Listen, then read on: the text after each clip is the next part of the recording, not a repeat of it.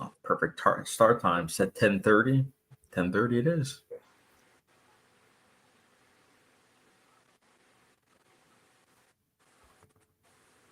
Look at that shot. That was such a fun day of shooting, Marv. Good times. What is going on, everyone? So, welcome to the latest live stream. I do apologize in advance. We had some technical difficulties, but we are here. I did a quick video several days ago in regards to reaching 1,600 subscribers. So, you guys asked a bunch of questions, so I figured we would, answer those questions. But before doing that, I'm joined today once again with Marv. And then, of course, Sergey. You guys can follow both of them and their YouTube channels and letterboxes down below in the description. But, boys, how are you guys doing today? Pretty good. I just got home, so jumped right on the stream. I know. I feel like we all had a busy day today. Especially you, Sergey. You were in what, Cape May, you said? Yeah. Yeah, that's wild. It sounds awesome. Marv, how was work today? Any closet incidents? Oh, first of all, pause, no Diddy. That sounds so R. Kelly-ish. But no. But I did find out that we had a very hectic week of people just quitting and getting fired. So if it keeps happening, if we lose a couple more people, they'll shut the store down, and then everybody will be furloughed. So that was a nice heads up. So yeah, that was it was pretty weird. Everybody's been on edge. All the managers have been fighting. It was like 10 parties today, so it was swamped at work. Everybody hates each other right now, except for me. I'm kind of like in the background laughing at everybody, but it's weird. We had a couple managers just quit. I think one was on the verge of getting fired. A couple of my friends quit. Somebody else got fired for some wild stuff. It was just wild, man. But I did have a nice blunt yesterday, so I'm okay. I was at work. My coworker was like, "Listen, I got you today, right?" I'm like, "Huh?" He was like, "Yeah, had a nice little tube, had that thing in there." Pause. And then, when he said, just go back to, I asked my boss, I said, "Boss, is it a camera by the compactor?" He says, "No, it's a camera outside. So you good. As long as you stay inside the compactor, you good to go. Nobody's going to see it." So it was a good day yesterday, but then today it just was like, but good week for me, not everybody else. All right. Now I'm going to present the screen for some of the questions that people asked. Let me get to that. All right. So the first thing was from Film Kid 14. He says, keep watch burn, Fincher, Nolan, Kubrick. Keep watch burn. You think he means rank them? I think he's saying keep. I think he's trying to say, it's like he's playing a game of kind of like Mary F. Kill. He's pretty much saying like which two. I don't know what burn, like watch, keep means, but I get what he's trying to say. He's trying to say like which one is like you have to get out of here, and the other two is like which one's good, which one's okay, and the other one just. Well, you know me, I'm not with the kids these days, so I'm like out of the lingo. So I'm like burn, like is he like a witch or something? Burn mean he's pretty much saying burn as in like what's the options again? Keep watch burn. No, like what's the directors again? Oh, Fincher, Nolan, Kubrick. So I guess you would say keep Fincher, watch Nolan, burn Kubrick. However you want to do it, but that's how you play the game. Gotcha. Keep all of them, watch all of them, burn none. There we go. That's not how you play. That's literally not how you play. Look, I don't know. I'm out of the lingo with the kids these days. I wanna stop you really quick right there. That's actually like an old, not burn, watch, kill, or whatever that is, but that game of like choosing two and kicking one out. That's really old. That I get why he would want to do it with us. I guess it's just under a different name. But next one, Bootzilla 1550 says, "Congrats, Chad on 1600. Headed towards 5, 10,000 and beyond. Thanks, man. I appreciate all of your support." Can't Articulate says, "Favorite theater snack or food?" So most actual concessions that are at a theater I can't eat, but the ones that I can, I would say maybe pretzel bites. Ones that I bring, I would say Talili water lily pops. It's basically emulating popcorn, but it's made with water lilies. That's probably my favorite. But yeah, what's yours? I'm curious. So that's the next one. And then David Pictures. Oh, I was supposed to do David Pictures actually first because he is a Patreon. Favorite decade of film. It's funny. Sergey and I were talking about this. What was it, last week? And I don't know. I always say to this day that every year has great films, bad films, mediocre films. But in terms of decade, I probably would have in the past say 100% the 90s, but I don't know. The 70s, the more I've seen, the more I'm like, I don't know. I feel like that's more up my alley with like the grittiness, the moral corruption that's being focused on. So I don't know. I'll say as of right now, maybe the 1970s. I know, Sergey, yours is the 50s. Yeah, that's surprising. I would say the 50s, but yeah. Marv, I'm gonna guess you're 90s, right? I want to go with the 2000s. Oh, okay. That's fair because I know you like horror, and of course that was a huge decade for horror. Not in the 90s. It was dead in the 90s. No, 2000. Oh yeah. 2000s is where it came back.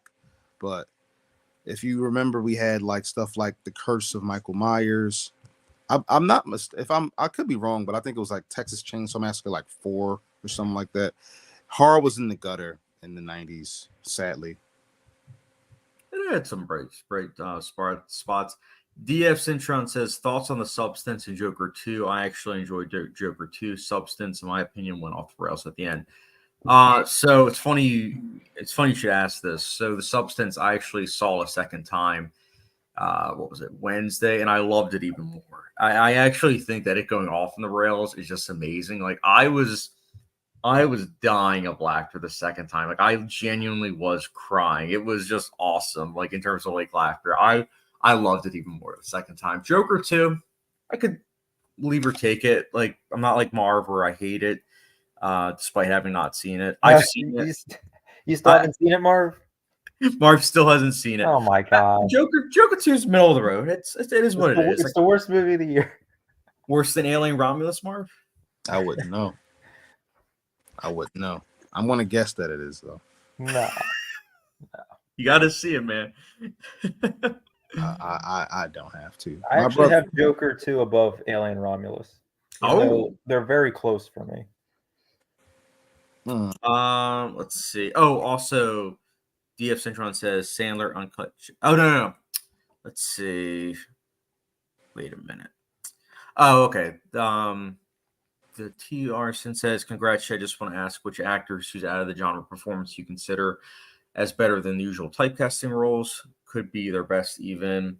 And then DF Cintron says Sandler Uncut Gems. And then the T. Cintron says with Sandler, it's Punch Drunk Love for me. So since you guys already said Adam Sandler, I'll say maybe Tom Cruise for Magnolia. I think that his performance in Magnolia is just, it's incredible. It really is. Like watching that film, you would not think that it's, an action star, like one of the biggest of all time, and that he does all these stunts. Like you see someone that is like the Andrew Tate of the 1990s. It's a very interesting performance. I know, Sergey, you haven't seen it yet, but Marv, have you seen Magnolia? No. Yeah, it's a very against type performance for Cruise, but he kills it. He really does. What's for you guys? What's your favorite, against type performance, I should say? From an actor? Yeah. Well, since we're with Tom Cruise, I guess Collateral maybe? Oh yeah, he was good in Collateral. Because you don't really usually see him play the villain in a lot of movies. I think I'll go. If you had to go with Cruise, I would say Cruise and Tropic Thunder. Oh yeah, that's such a good performance. But I also have Philip Seymour Hoffman in Along Came Polly. I don't think I saw that movie. Word, he's awesome in that movie. He's actually, I think if I'm not mistaken, that was probably the first time I ever saw him, and he's awesome. If I watched it right now, I'll literally be like, R.I.P. He was awesome. I miss him. Also, last comments. Dio Girl Y at 8399 since 2 weeks, but no reply. Gonna like that. That's correct. I don't know what's that in regards to, but you gotta love it, man. You gotta love it when someone says something that makes no sense. All right, we have a bunch of comments, but we first and foremost, Patreon David Pictures says hi. Hi, David. And he also says Joker 2 is all right. Some good aspects like cinematography and some good individual scenes. The musical and trial aspects drag down. The theme of glorification. Glorification mental illness isn't fleshed out. Yeah, I think we're on the same page, especially about the musical and trial aspects, which is funny because I was watching a couple episodes of the TV show Hannibal, and Hannibal are it's like 43 minutes per episode, and one of them focuses a lot on like a trial. And I was like watching, I was like, this is so good. And then for some reason, I just thought of Joker 2, and I was like, yeah, but they just couldn't get the trial aspects down right. Other than some like goofy stuff of Joaquin Phoenix going all unhinged with an accent. Yeah, Marv definitely wouldn't like Joker 2, but he has to see it. No. Gotta experience it, Marv. Marv, I'm gonna get you that for your birthday, 4K release. Please don't waste my birthday gift on that nonsense. I'm the Joker, baby. Film Kid says, hey. Film Kid, welcome. And Can't Articulate says, hello, y'all.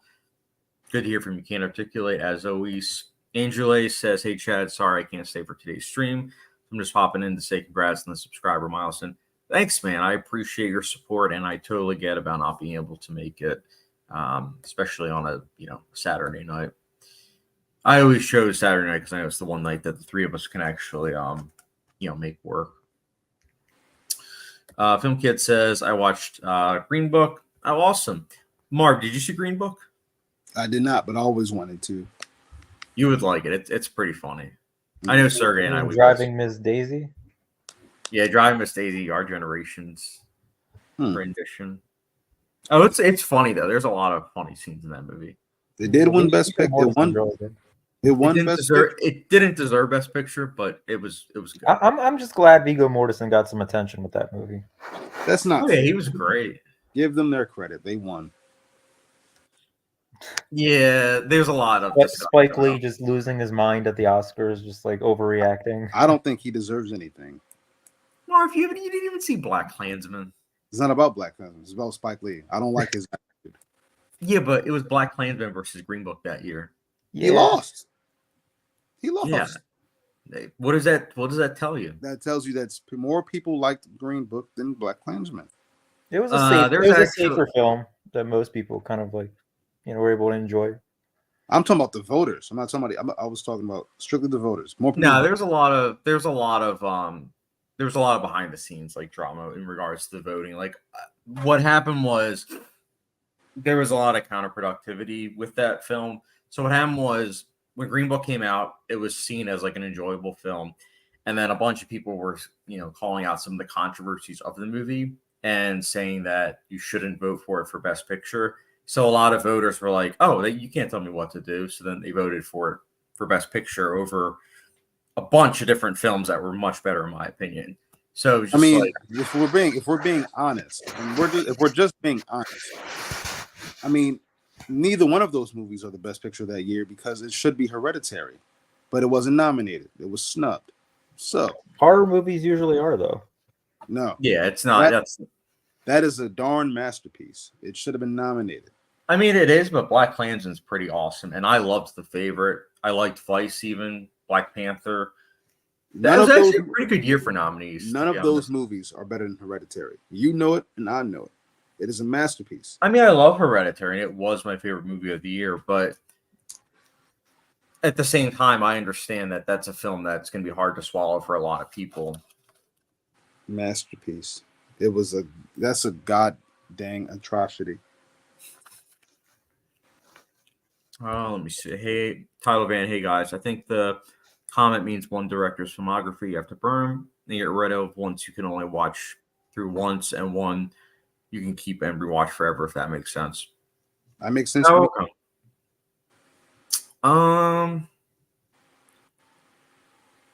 That's a really good question then. What was it? Nolan, Kubrick, and Fincher.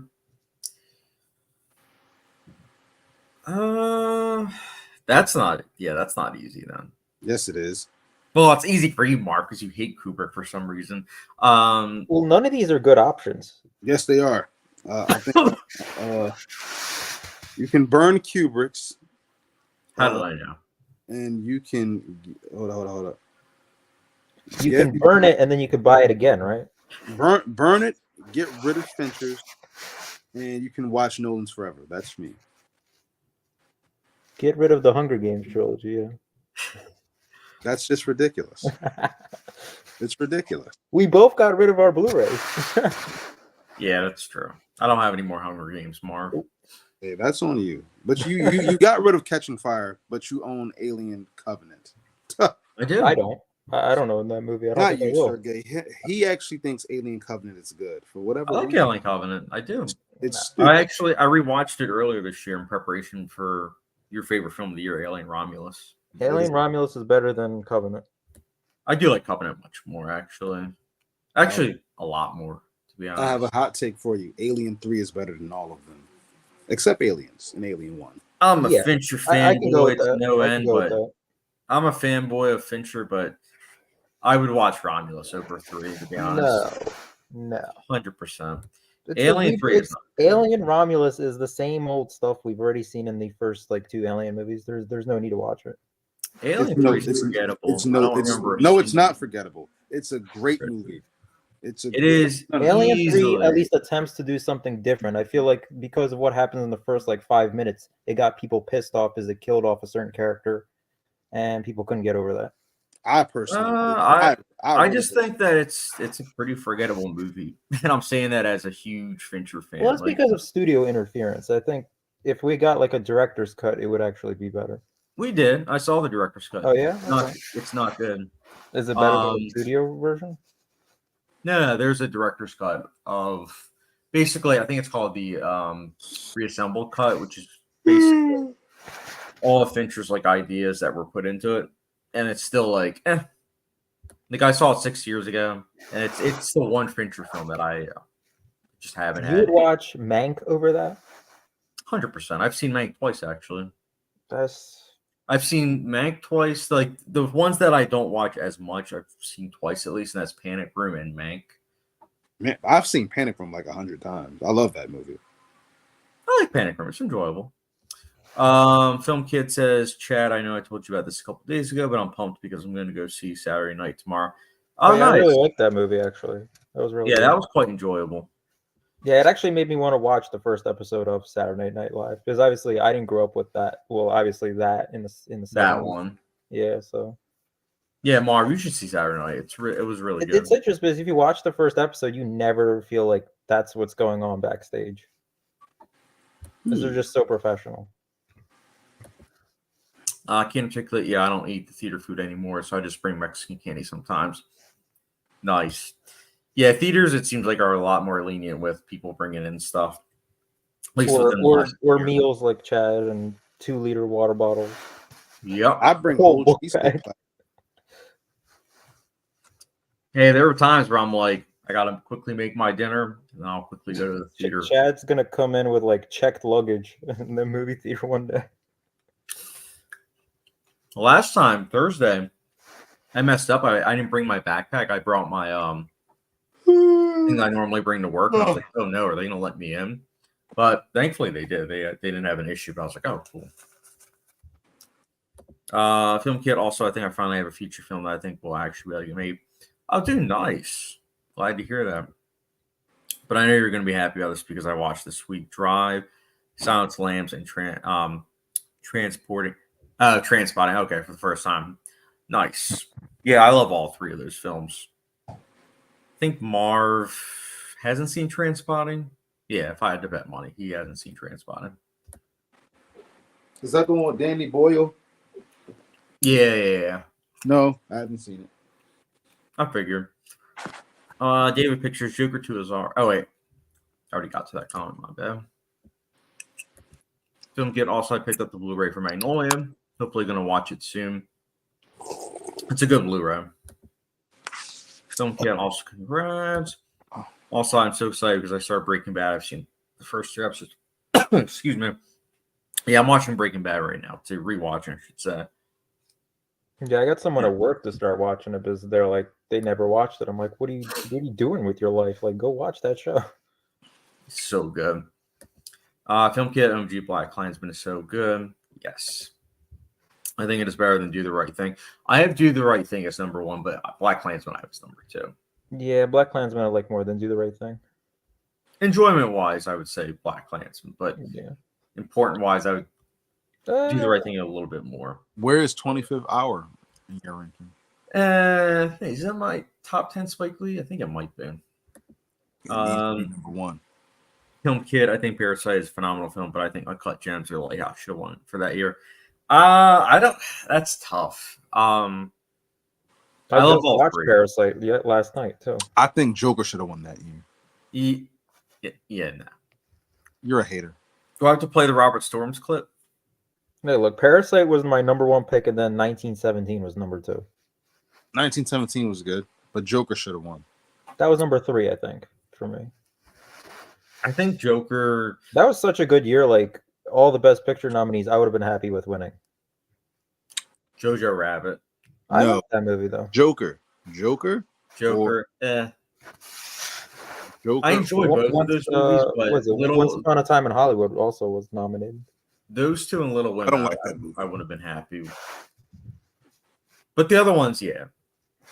Marriage Story was really good too. Yeah. David Picture Spider-Verse should have won Best Picture 2018. Alien 3 is better than Ramos for sure. Ramos is just fan service, and 3 does more interesting things with the story. CGI is a bit rough for 3 though. Yeah. Absolutely. I agree with that. I agree, David. I don't agree, but I respect your opinion. You're an outcast, Chad. No, you don't. 3-1. You lost. No, I think the fact that I'm more of a Fincher fan than any of y'all, and I'm saying that, I think it holds. You're not a true fan. It doesn't Chad. hold any weight. That movie is better than that other garbage. I don't know why is that hard to. If someone were to ask me right now, watch Alien Romulus or watch Alien 3, I'd watch Alien Romulus. I own Alien 3, and I would not have a problem watching that. I could watch Alien 3 right now. I'd rather watch live stream Alien 3. Nah, usually my rewatch I'll do Prometheus, then Alien Romulus, and then Alien. That's a good I don't time. think I need to watch Alien Romulus. It doesn't add anything to the lore. I mean, I don't think 3 does either. At least 3 it has some fresh ideas rather than 3 just is awesome. doing fan And service. it's shot really good. I love the way it looks and how it feels. I love Marv how you've seen Alien 3, but you haven't seen any of Fincher's like great stuff. Like Fight Club, like 7. I did see 7, and I like 7 a lot. I've never had a problem with 7. I always wanted to see 7. I just never had a chance to see it. I've never watched Fight Club because I found out the ending very early in life, so I just never watched it. Gone Girl. I love Gone Girl. I love Panic Room. Benjamin Button is cool. Everybody likes that movie. That was I wouldn't say it's a classic, but I everybody watched it when it came out. I don't know if I ever told you, Chad, but the 2008 Oscar season, it was a lot of screeners on the street, like a lot of bootlegs, but they were like really good quality. And like Benjamin Button, Doubt, Slumdog Millionaire, all of those were like just out. And so at the barbershop, we kind of like brought all of them and we watched them all. And I got to tell you, man, like that was I think Benjamin Button was probably the best one. I don't think Slumdog Millionaire is all that great. My mom loved it. I didn't care for it. We all thought Doubt was trash. That movie sucks. But Benjamin Button was fire. I remember that. I remember liking it. I just thought it was too long. I remember thinking I just thought it was too long. We talked about it at the barbershop the weekend after we all saw it, and everybody had seen it, and everybody said, yeah, I like Benjamin Button. It was good. It was good. I just was the one that was like, I thought it was too long. I thought it kind of ended kind of like, but I really liked it. It was the best one. If it would have won Best Picture that year, I'd have taken it. I'm actually kind of surprised that Slumdog Millionaire won Best Picture. Yeah, I didn't think it was that great. I like it. Yeah, I own both on Blu-ray. I like both, but I do prefer. If you would ask me 10 years ago, I would say that I prefer Slumdog Millionaire, but you ask me today, 100% Curious Case, Benjamin Button. I personally I watched it, and I'll never forget just feeling like, really, why? Like, why that? Like, it was the talk of the town back then. Slumdog Millionaire. They all were actually. All those they were all good. I preferred Frost Nixon, but that wasn't a movie that was going to win, I think. Frost Nixon was good. I liked that one too. I think of the nominees, the only one I wasn't a big fan of was The Reader. If I recall correctly, I think that was. I thought you were going to say Milk. No, I liked Milk. Milk was good. Did the Wrestler come out that year? It did. Yeah, but that was the year where there was a bunch of snubs. There was The Wrestler, The Dark Knight. Dark Knight didn't get a nomination. And that's one of the reasons why it then got implemented again, like 10 Best Picture nominees the following year, which is why something like Up was able to get nominated. First of all, Up is a great movie. It's a great animated film. I'm saying there's no way Up would have gotten a Best Picture nomination if there was only 5. Do you like Up? I enjoy it. It's fun. What? That's a 5-star animated film. It is. What's your grade, Chad? I don't know. I haven't seen it in like years. I haven't had any urge to rewatch it. He doesn't I enjoyed it back. I enjoyed it when your dog probably would like it. He probably would. Probably. But that movie is awesome. Yeah. I think it's middle of the pack for me in regards to like the nominations. Like I liked of all the nominations, let's see, Inglourious Basterds I liked better, Hurt Locker I liked better. Hot Take, I think I liked Avatar better. Really? District 9 was easily my favorite though of the bunch. Like I love District 9 so much. Chad doesn't like animated films if they're not claymation. Well, yeah. That's the thing though.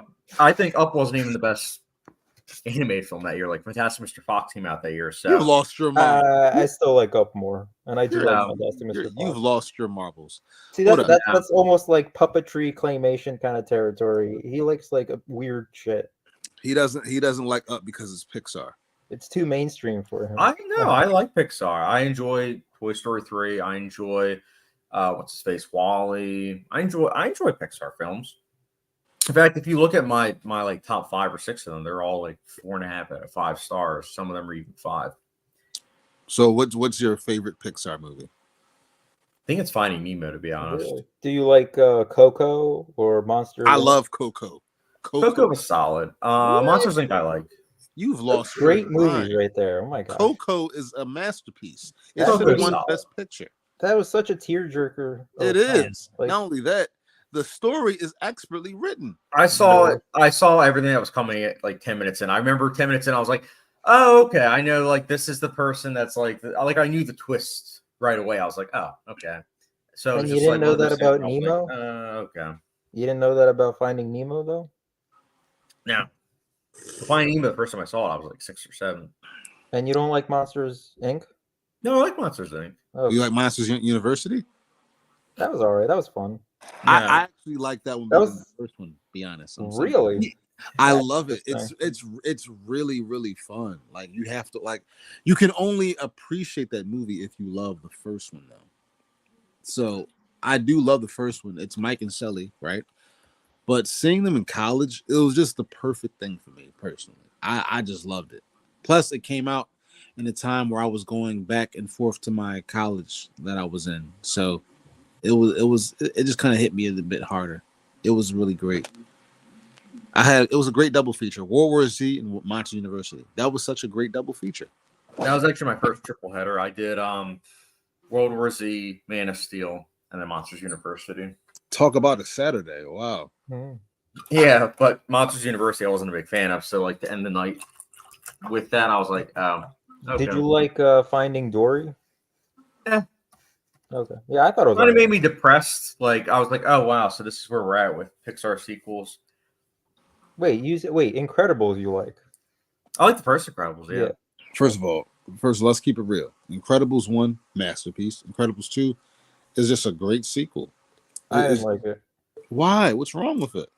I don't know. I just couldn't get into it. Really? I don't think they had any good ideas for the story, so I just remember wasn't really watching invested. it. When I went to go see it, I'll never forget. It felt like a bit of a. This might sound dumb, but it had a bit of a horror feel to it with the villain. And I remember the audience was kind of like reacting to it as if it was a scary movie. Like it was fun, and I like that they gave Elastigirl the shine the second time around. That really made me happy. I really like that movie. I'm sad that you guys didn't like it.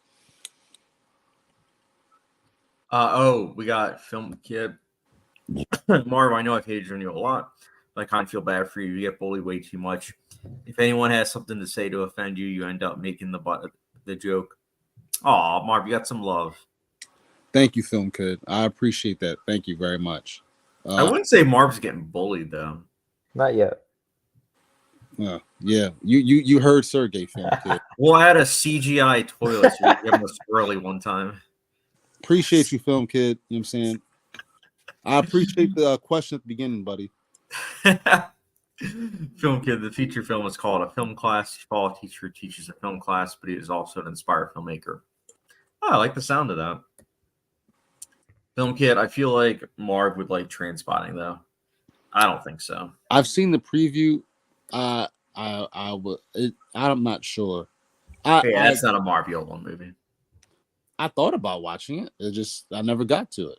I don't have a The problem. most disgusting toilet in London. Yeah. That scene alone. That was something. Yeah, I mean, there's no way Marv's gonna like it. But you didn't think I was gonna like it either, though. It's different reasoning though. Yeah. Because with you, I know sometimes like characters' morals and everything. Like if they're terrible people, I know sometimes it can be hard to sell. Marv, I know there's a lot more. It's like it has to be a box office success. It has to be. That's not. Or That's a good theater experience. None of these is true. This is all excluding. Every movie needs to be seen at the movie tavern.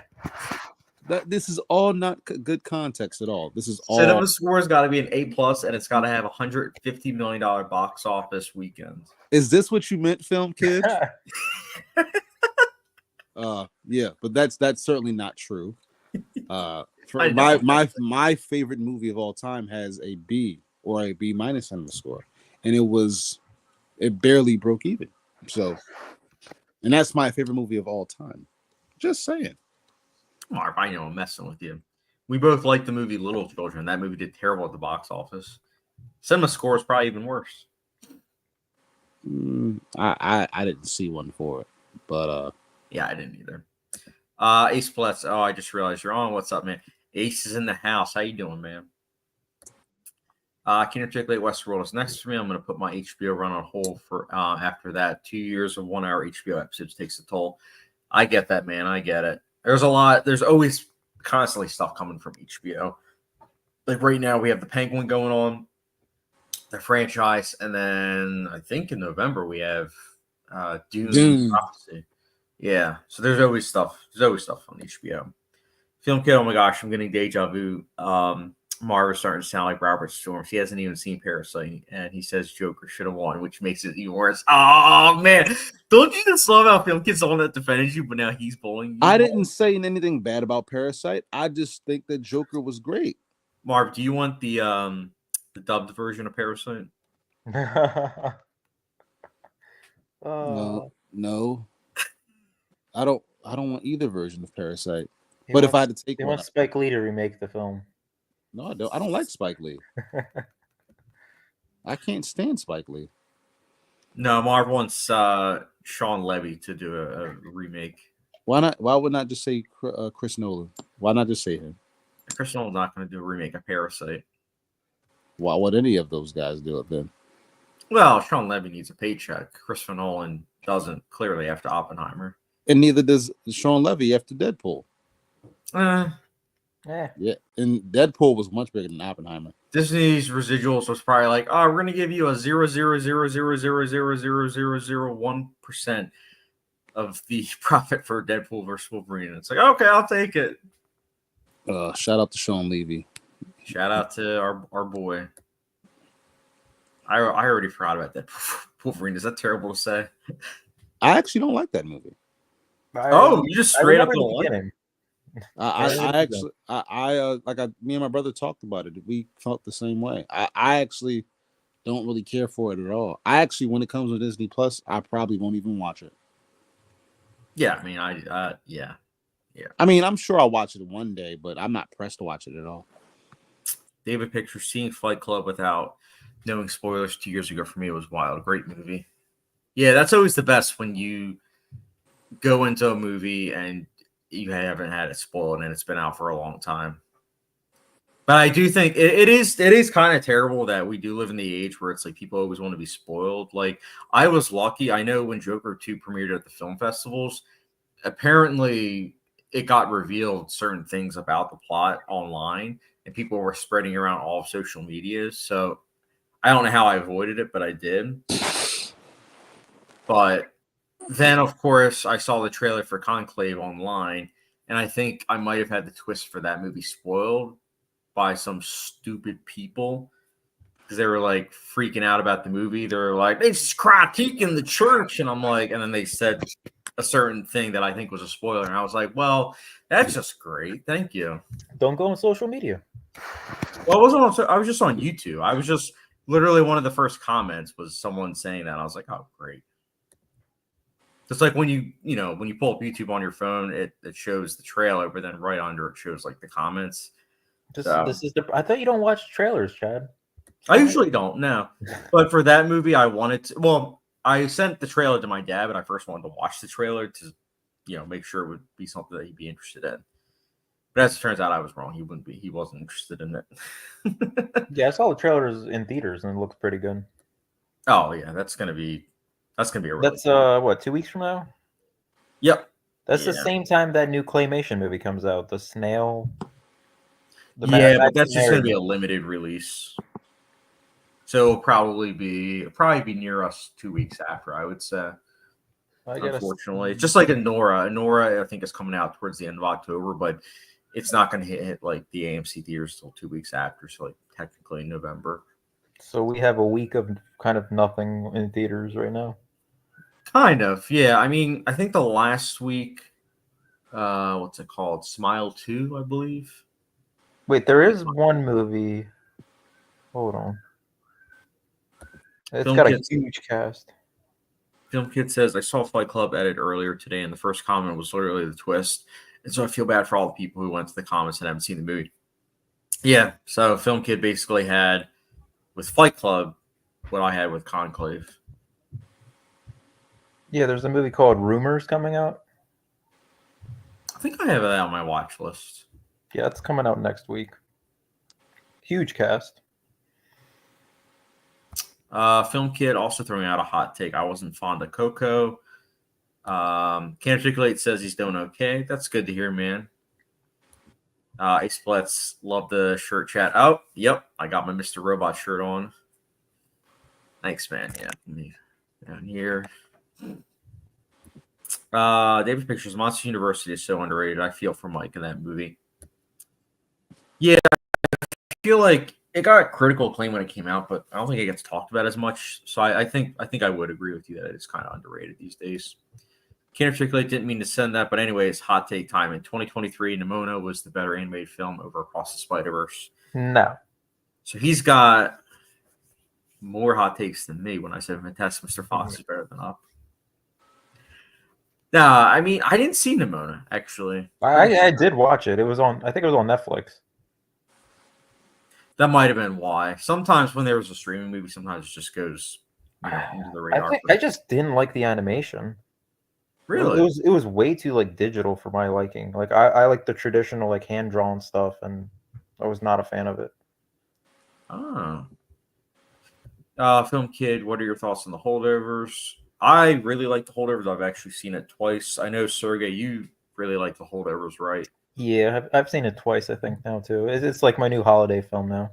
Oh, it's a great holiday film. And It's Marv, like you kind of get tired of watching like Home Alone and like all these other films. It's like finally we get like a nice addition to the holiday kind of genre. a worthy one. Yeah, Marv, not a Hallmark movie. Marv, when are you going to watch holdovers? I don't even know what that is. All Giamatti? Oh, that's a movie that was nominated for an Oscar this year. Mm-hmm. Bunch of Oscars. Oh, what was maybe if it pops up down the line somewhere. You should watch it. It's really good, man. That's a MARV YOLA movie. Well, we'll see one day. I still have a long list to get. The kid reminds me a lot of you, I feel like. What? Which one? First Kid? Only one way to find out. You got to watch the movie, then report back, and then I'll tell you which kid. He's Fletch. It's all in good fun. We love Marv. Exactly. We love Marv. Look, Marv always busts my balls too, especially with his impersonation of me. So it's all in good fun. Thanks, Ace. Dio Girl Yadava says hi. Good morning. How are you all? And also says, which is your favorite non-English movie? Well, Marv doesn't watch non-English movies. I have one. I have two. He does. He does with subtitles. I have three. Marv, hentai doesn't count, by the way. I don't even know what hentai is. Oh, okay. The Raid 2, and Passion of the Christ. You've seen the Raid movies, Marv? I love them. I watch clips of them every week. Oh, you watch clips of them? Oh, okay. No. I've watched them and I love them. But in that case, I've seen How to Be Single a billion times. So I've seen the 2-minute trailer for it. That's not what I said. I said I've watched those movies, love them, and I watch clips of them, meaning I watch the action scenes on YouTube every week. But I've seen the movies and love them dearly. The first movie is a masterpiece. The second movie is the holy grail of action movies.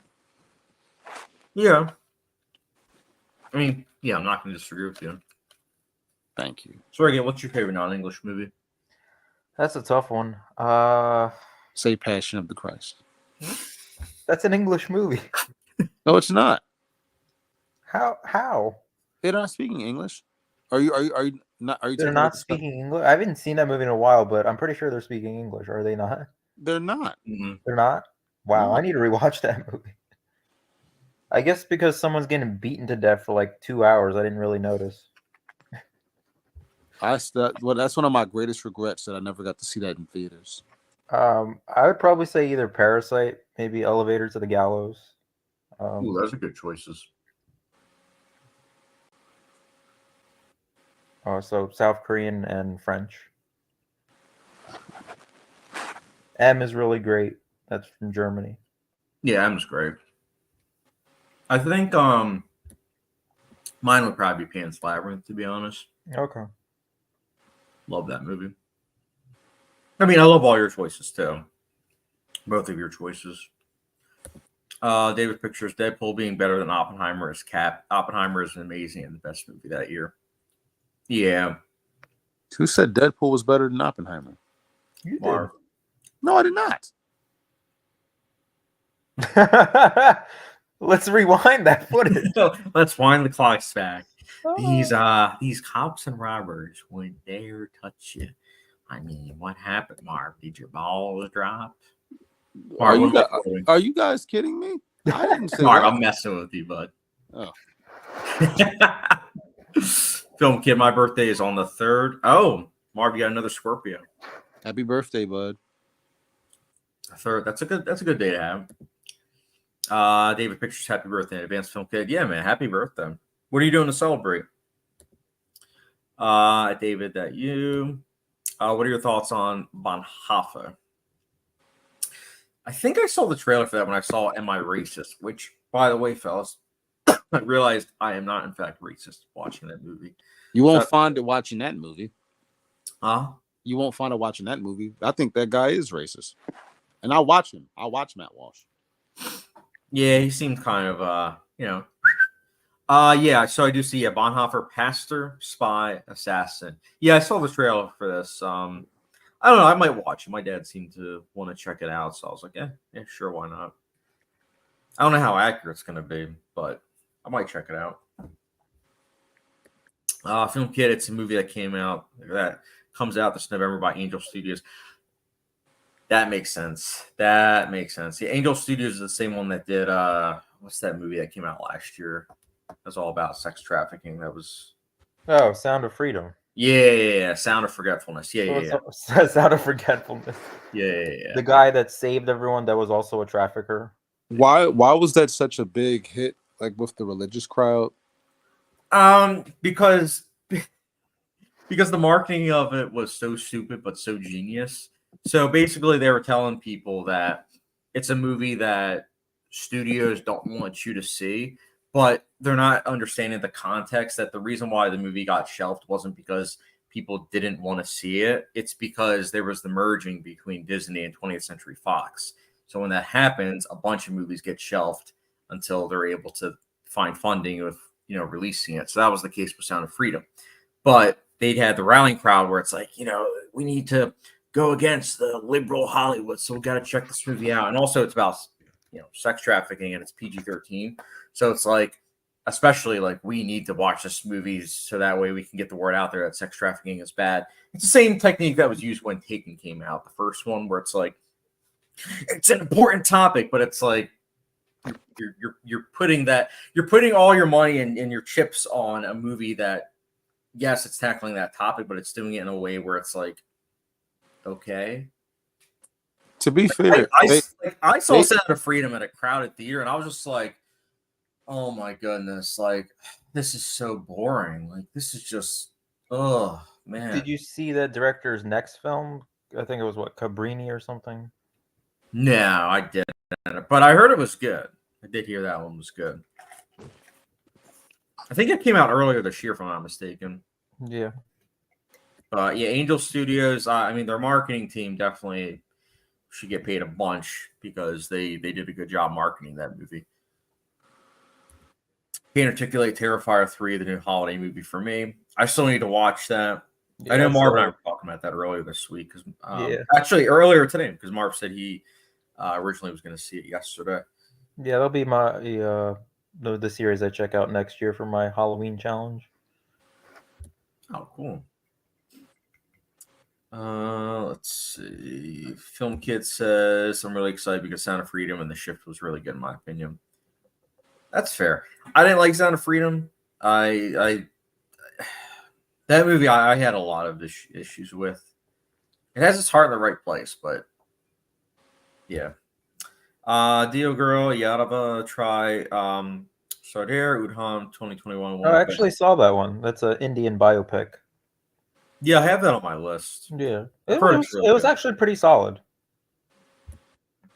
Yeah, there's a couple films that I want to watch. There's it's called Jar Baham and 12th Fail. There's like the two next Indian cinema films I'm going to try to check out that came out in the last couple of years. You might like that other one called Karnan. That's another biographical, like, epic. Can't particularly any below 3-star movies on Letterboxd that you love. I just watched. You can see that as 2.9 stars, and I loved it. I can't really think off the top of my head. Let me see. Let me quickly see on there if there's any recent ones. I usually, to be honest with you, don't really look at the ratings, but I think, let's see. I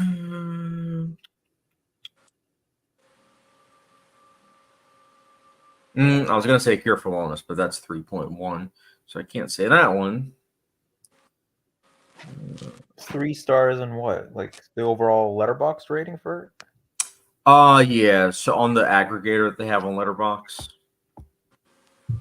You mean the bars that they show? Yeah. It's like Knock Knock has a 2 out of 5.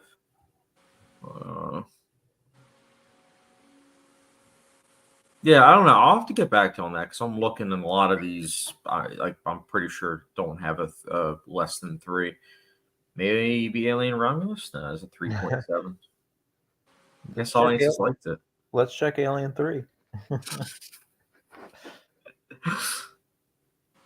Yeah, I'll have to get back to Country Play because I'm looking in a lot of these are ones that, you know, Yeah, probably Alien 3. Alien 3. Yeah, like I'm going back and yeah, it's gonna be a while. Let's see. Ace Bled's Marv. I'm on season 3 of The Sopranos. Currently enjoying it. Curious to hear your full take without spoilers, obviously. I have to do a rewatch, but I know that you're in the prime. I can't really get into my thoughts really because hold on 1 second. I can't really get into my thoughts because they're not as fresh. I know the later seasons, I guess 2 seasons more than season 3. I don't remember what happened in season 3, but you're in for a nice treat. I know that much. I actually should watch it. My brother was just watching it recently, and I was like, I watched an episode with him. I don't know what season it was, but I always enjoyed Tony. I miss James Gandolfini. That's how you say his name, right? Gandolfini. Yeah. I miss R.I.P. He was a good actor. R.I.P. I miss him a great deal. And Tony Soprano is one of my favorite characters. Like I don't just love him, but I love his family. I love Edie, his wife. I love what's his daughter's name? Don't say anything. Don't say anything. His daughter's name is it Mia? Is it Mia, Chad? I think so. I haven't seen Sopranos in over 6 years. I love his family. Matter of fact, you haven't gotten to that part yet, so I won't say anything about it. But I love the characters. I'm interested to know if you kind of connect the characters like I do. I really love. That's why I love the show because I love the people in it. Yeah, the characters are interesting. Film Kit, I'm going to go to Barnes & Nobles for their Criterion sale, and then I'm going to try to go see John Wick on the re-release. Oh, that's awesome. I know Sergey and I will be doing another Barnes & Nobles haul in November, so stay tuned for that. And John Wick, I would see the re-release, but it's not included with A-List, so I'm going to have to pass, especially because I own it on 4K, so it's like, it'd be different if it was actually a part of A-List. I'm trying. Do they have it at a movie tavern? They might. David Pictures, Matt Walsh gives me the vibe of a slightly racist uncle, has stereotypes of non-whites, but doesn't actively hate other races. Yeah, I think Matt Walsh, the only time I saw him was Am I Racist? And he's clearly trying to go for like a Borat approach. But I don't really think there's any self-awareness with it. So it just kind of lacks any punch that Borat does.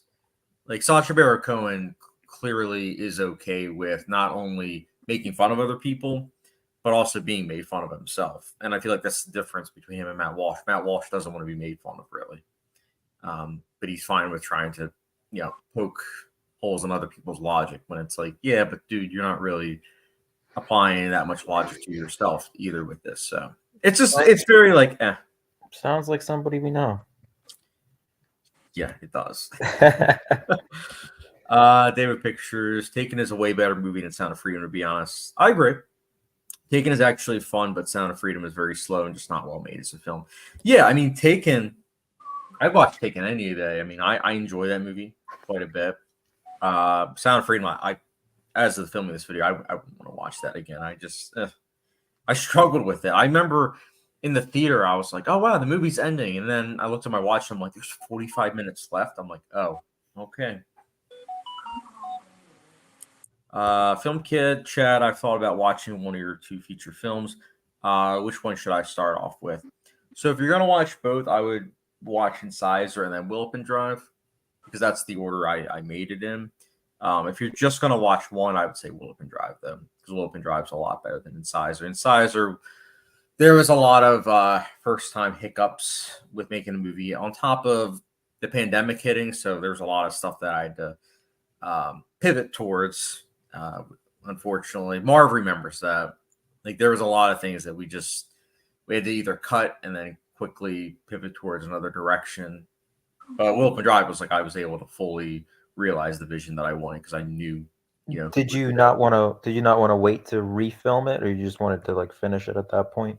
There was a lot of people that, because we didn't know how long the pandemic was going to last, there was a lot of people that were like, yeah, I don't know at any point in time if I'll feel comfortable again. So I'm like, okay, so we can't, shoot in person then, I suppose. So what do I do? So I have to try to find a way to cut those out. So Is it going to be like an Evil Dead situation where you remake that film with a bigger budget? it's funny you mentioned that because I did talk to Ryan that I think it would be funny like remaking it and like poking fun of it whilst at the same time like trying to do a better version of that. But the problem is, knowing all that I know now, my original vision, I don't think it would have been like something I could have fully realized. So it kind of worked out, but Will Open Drive I like a lot better.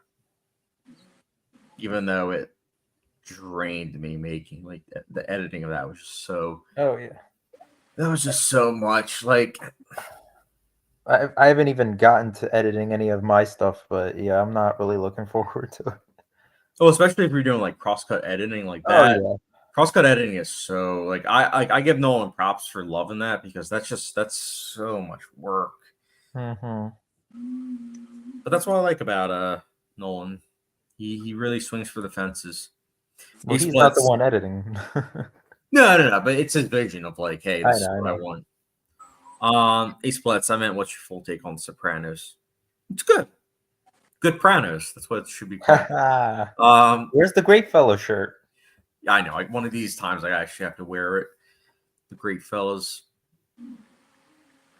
Can't Articulate says, "Don't worry, Marv. I'll send you 4K discs of The Lighthouse and Romulus for you." Please don't. Doubleheader. We're gonna, how a lot of times during football season, people have like multiple screens to watch the games. We're gonna have Alien Romulus and The Lighthouse playing at the same time for Marv. I'll take Benadryl. Now we're gonna give you some Adderall for that. Nah, I'm okay. I don't need any of it. I hate both those movies. What? No, we know you love the movie. Ace Blitz, I think the Sopranos characters are really great in the acting. Mm-hmm. Yep. Mm-hmm. Oh, Ace, I meant to ask you, have you continued watching Hannibal? I just finished Hannibal season 2, episode 5. Earlier today, I should say. Film Kid Marv, are you going to go see Hereditary on the re-release later this month? Which day is it?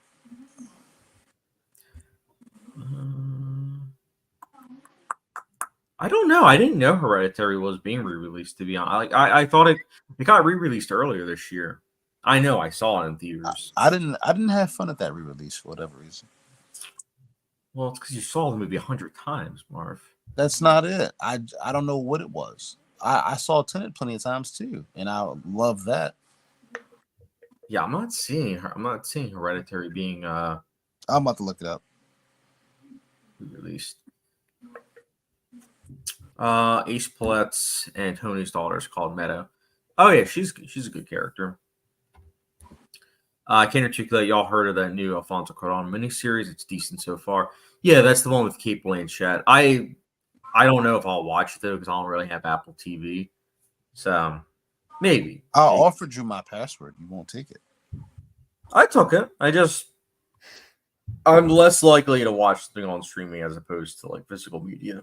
If it was like the physical disc, I would have a constant reminder. As opposed to I go on a streaming service and I'm overwhelmed by the, whole algorithm and everything. I'm like, oh wow. But you're watching The Penguin. They do have. I mean, I'm behind on The Penguin. I haven't even started The Penguin. You heard me, bud? What's up? They do have Hereditary. Oh, they do? Yeah, on Tuesday, October 29th. Ah. I can't go see it. I work on Tuesday. They're releasing a bunch of stuff, like Black Phone is coming back. Yeah, that's because that one, there's a bunch of Blumhouse films that are being re-released. The Fifth Element's coming back. Damn, I wouldn't want to go see this. Film Kid, what movie does Marv run around in a mask? Me? Marv running around in a mask. Halloween. Oh, Eye for an Eye. That was Oh. Marv's. Yeah, that was Marv's first film. Eye for an Mhm. Eye. Mm-hmm. That was a lot of fun. I can't articulate. I need another Chad in a do-rag movie. Philly's We've been trying to Finest get too. Marv to make Philly's Finest too. Too Philly, No. too fine. No, because I just that movie is embarrassing, and I just rather not talk about it. Oh, I don't know, Marv. Audiences seem to love that movie. yeah. Yeah, but it's still embarrassing. So I'd rather not even talk about it. I can't find John Wick on here. Hold up. Maybe now I might have it. Film Kid says Marv is my favorite out of you three. Thanks, buddy. Oh, that's good to know. Film Kid, haven't you heard you're not supposed to have favorites? It's like trying to pick your favorite kid. You know that's not. You know, picking a favorite kid is not right. Yeah, Film Kid picked a favorite. You. It's okay. No. I'm used to being the outcast. I'm the outcast. You're the I don't- favorite. I don't see any on here. Yeah, I don't think John Wick's coming out this month. Next month. Oh, man, that's why I can't see it. Film Kid, it may just be at Regal Theaters. Yeah, that's probably why.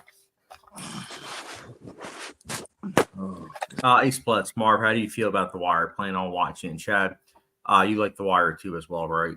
Yeah, I like The Wire quite a bit. The Wire is fantastic. You'll love it. It's very, very real and authentic. That is actually what Baltimore is like. Everything you see on that show is 1,000% real. If you ever go to Baltimore, you'll see just how real it is.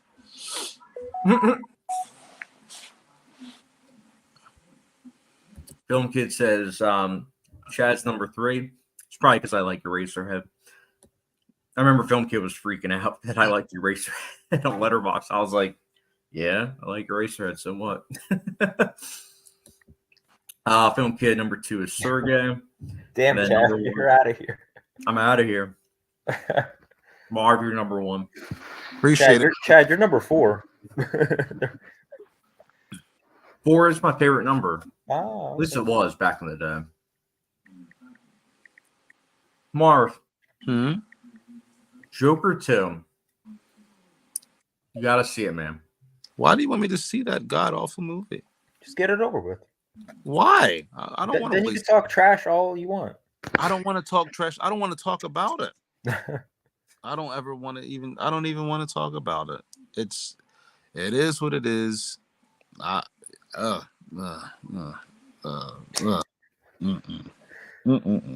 never seen someone so like annoyed with a movie they haven't seen. Just the thought of it.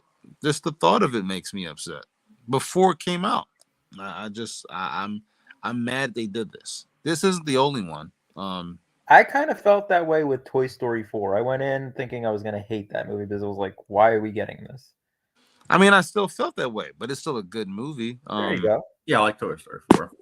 They're gonna do Toy Story 5, so I don't like that either. One of my pretty good. Patreons, David Pictures, Marv says watch Joker 2. why? Tell me why, David. Give it a chance. He's got a point. Only one way to find out if you'll like the movie.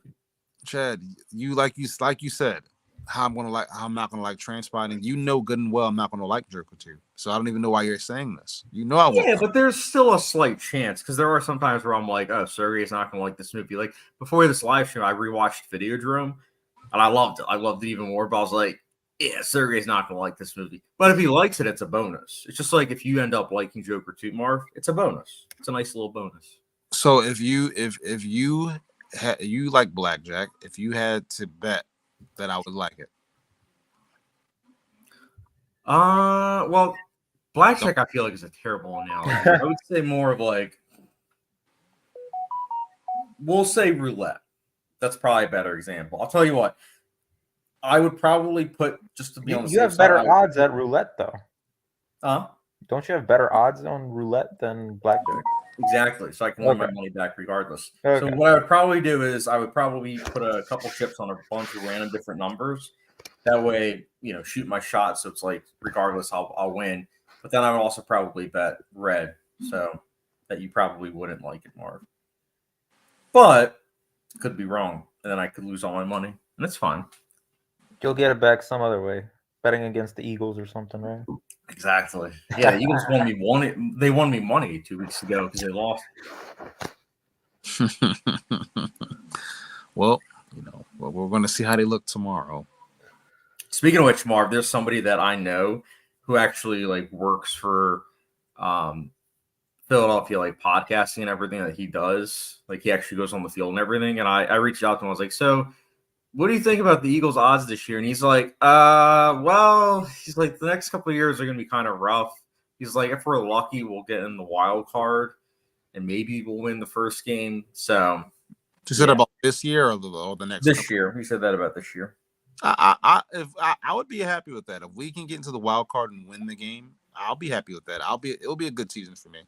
I don't think they'll win the Super Bowl this year. They're just, this team hasn't shown it. Now it's still time. They can still show us, but they have to do it. And I don't have any confidence in them right now. They're just too much. I think it's too much poor coaching, and I think it's definitely been iffy. Oh, Ace Plus says poor Chad. Film Kid says and then reverse it.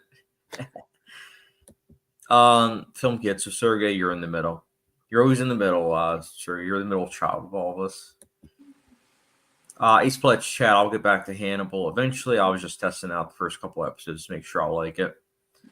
Yeah, no, I get that. That's such a deceptive show. It's like the first couple episodes, it's like, oh, it's going to be kind of a crime of the week type deal. And it's like, it's bait and switch because it has, typical elements of like, criminal of the week, but there's actually a lot of planting of seeds of like future events. And it's so good. I love that show. Hard to watch though. Very hard to watch. Ace Plets, Marv, do you like the Wire or Sopranos more? Ooh, that's a good question. The Wire. The Wire. It's a hard choice, but The Wire, because like I said, The Wire, not that The Sopranos is not real, because it most certainly is real.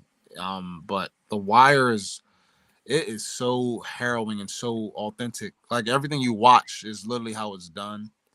I was just in Baltimore last month. That's really what it's like.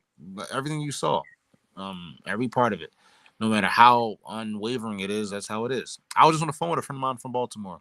I literally wanted to hang up the whole time. She was trying to get she was trying to get me to gamble at 7:30 in the morning, and I was just like, dude, what? I haven't heard from you in like a couple months. You can at least say hi. The first thing on the phone, she's like, Marv, we about to make some money. I'm like, huh? I'm like, can I wake up, please? She was like, no, we about to make this money. Let's go. And she gave me all her bank information. I'm like, what is this? Oh, that's awesome. What'd you buy? I didn't buy anything. I was buying all the bets she told me to get. I'm like, you're gonna blow all your money on this. She was like, we about to get it, shouty. That's what she said. Did she get it or did she not get it? That's the weird thing. Once my brother walked in the house, I said, bro, Angie's on the phone. I tossed him the phone and got out of Dodge. And then when I got the shower, he had hung up. I was like, thank you, because I couldn't do it. But what she kept having us do, she was me, my brother, and a couple of friends that she had on FaceTime, and she just kept spending the money that she kept winning. It was retarded. But get back to the point, Baltimore really is like that, and it just has such a I don't want to say gnarly, but gnarly is the word that comes to mind. A gnarly sense to everything. I said the same thing about The Corner too in the past. The Wire is what you want. Like I think seasons, 4 and 5 are like the most raw seasons because it involves the young adults more, and you get to see how the streets really take a hold of kids, not just in Baltimore but everywhere, Philly, Chicago, Brooklyn, and it starts very young. It starts like middle school, junior high, and it gets swallowed up by it. And I can speak to that for real. When I was growing up, I lost a lot of friends like that. They went to jail, died, hurt people, and just that negative influence just range over them. It's sad. And it's ironic. The 4th season came out when I was in 8th grade. So oh wow, yeah. So The Wire for me, timing. The Wire hit home for me harder. Whereas I've never been around people like The Sopranos At least not in that capacity, if that makes any sense. Cool. Oh, Ace Blood says one random thing. I remember Marv. Is that one guy at work still bothering you? You know, the one that you had all the closet meetings with. No Diddy. No. I think that he's actually scared of me now. And I just try to not talk to him. He kind of like when he speaks to me, he speaks really softly, and I just kind of like go the other way. I leave him alone. I don't bother him. We haven't spoken in like a month. Oh wow. So no supply meetings. I mean, no. I told you it happened, right? Yeah, you did. Yeah. So no, we haven't spoken since. I don't bother him. He doesn't. Speaking of meetings in closets, Film Kid, are you excited for Queer? It comes out this November, and it's Luca Guadagnino's new film. So it's funny you mentioned this film because I think it was a month or two ago, there was a live stream I was doing, and someone mentioned this movie. And I didn't know it was coming out this year. I thought it was coming out next year. So I had to quickly scramble and change my ranking list. So that way, I mean, not change it, but release it sooner. So I released the Guadagnino one earlier today. I'm excited for Queer. I don't know if it's going to be as good as Challengers, but it is the same writer, same director, same composer. So, I think it's going to be a good movie, but I don't know if it's going to be at the same level of Challengers. We'll see. What about you, boys? I know Marv, the title alone is like a no.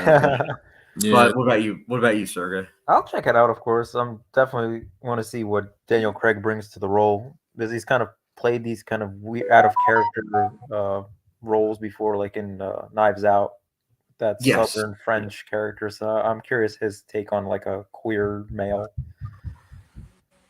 Yeah, no, I agree. Ace Splats, I heard the Wirecast is incredible, 100%. Film Kid, was it that one kid with a disability? Yes. Which one? you talking about? I thought you were talking about The Wire. No. You're talking about the one that you had the meetings with in the closet. He doesn't necessarily have a disability, at least not quite. He's a fully functioning adult. I think that he's, what is it? I mean, I don't is autism disabled? I don't know. I don't think he is. He's smart. He's not like he can like drive and stuff. He drives to work. Has his own apartment. He just graduated college. Oh, that's awesome. He's actually going to school for like radiology or whatever it is he's doing. He wants to be a radiologist also, but he also wants to be a criminal, whatever. I don't know. But he's Sounds like he wants to be Walter White. I don't care what he wants to be. But he's pushing 40. He's been going to school for like 6 years. So, God bless him. That asshole.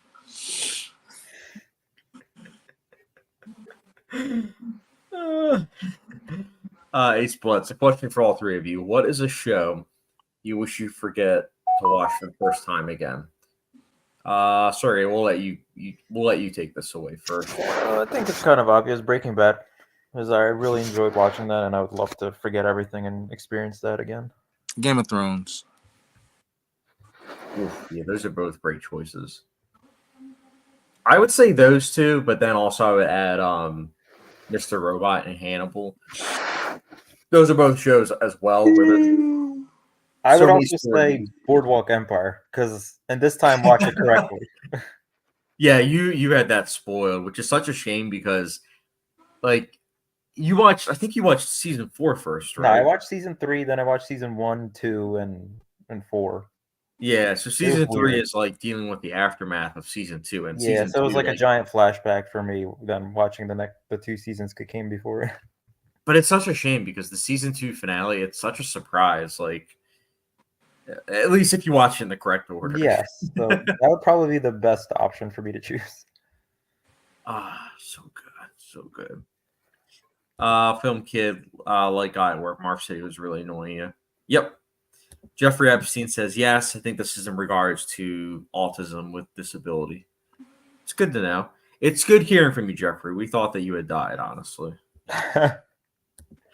Film Kill. All I remember is one live stream Marv started talking at the very beginning, and it was a very interesting way to start the live stream. Yeah, sometimes we have those hard cuts of Marv just to keep the viewers on their feet. You know, you never know what to expect. Sometimes Marv will have the camera on him. Sometimes it'll be up on the ceiling. Mhm. Sometimes it'll be like today where it's half and half.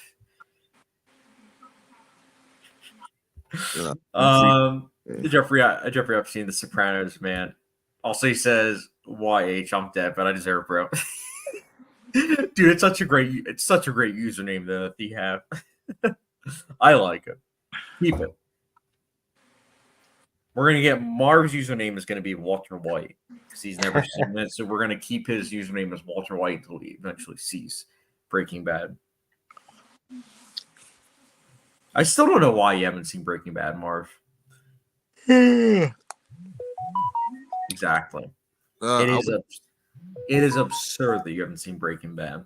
I have nothing against it. I just have a lot of other things that I'm watching. Oh yeah. How to be single for the 120,000th time? How to Get Away with Murder for the second time. Yeah, I was out of that show one season, and I was like, "Yep, I'm out. I'm done." Why? Why didn't you like it? Because, dude, I watched the first season, which was like 23 episodes, and I'm like, it's the same thing over and over again. Oh, there's 6 more seasons? Great. Yeah, I'm cool. I like plot twists, but I'm good. Did it have any merit to you, or are you just like, no, it's all trash? I mean, Viola Davis is great, per usual. But, nah, I mean, it's all right. It's not the end of the world, but just, you know, I don't have as much time with TV shows, so it's like. So it was just it's not the worst thing in the world. It's just you don't have the time for that.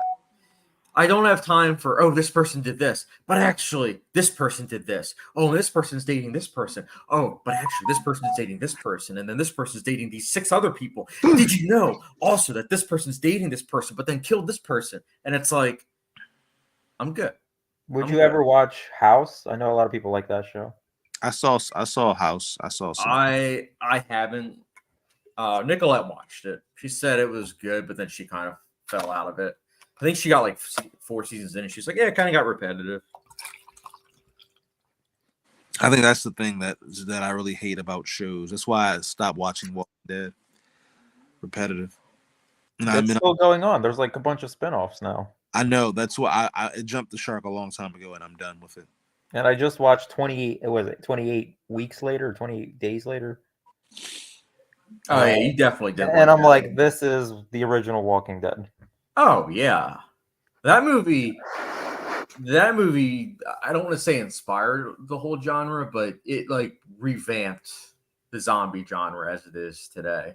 I didn't like it, but I did respect it a little bit.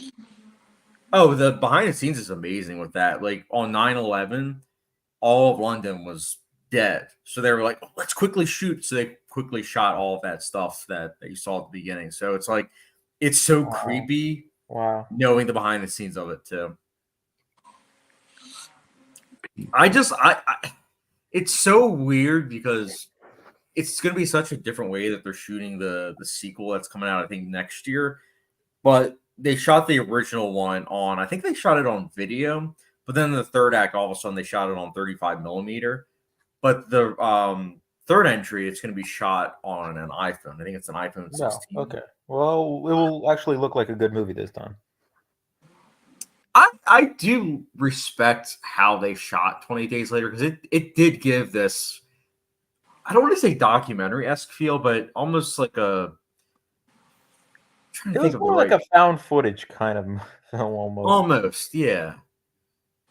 Yeah, and I think that was around the time. Yeah, that was around the time that what's it called? Blair Witch Project came out. I have to look up the behind the scenes. I forget what exactly it was as to why they shot the way that they did. So how about the second one? How was that shot?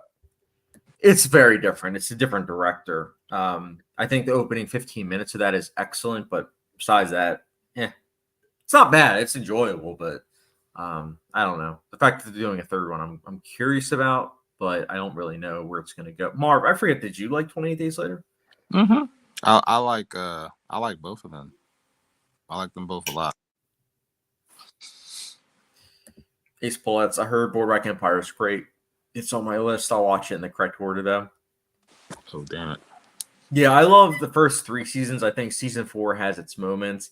And season 5, it tries to do The Godfather Part 2, but I just, in my opinion, don't think that it was really executed that well. It was a mixed bag.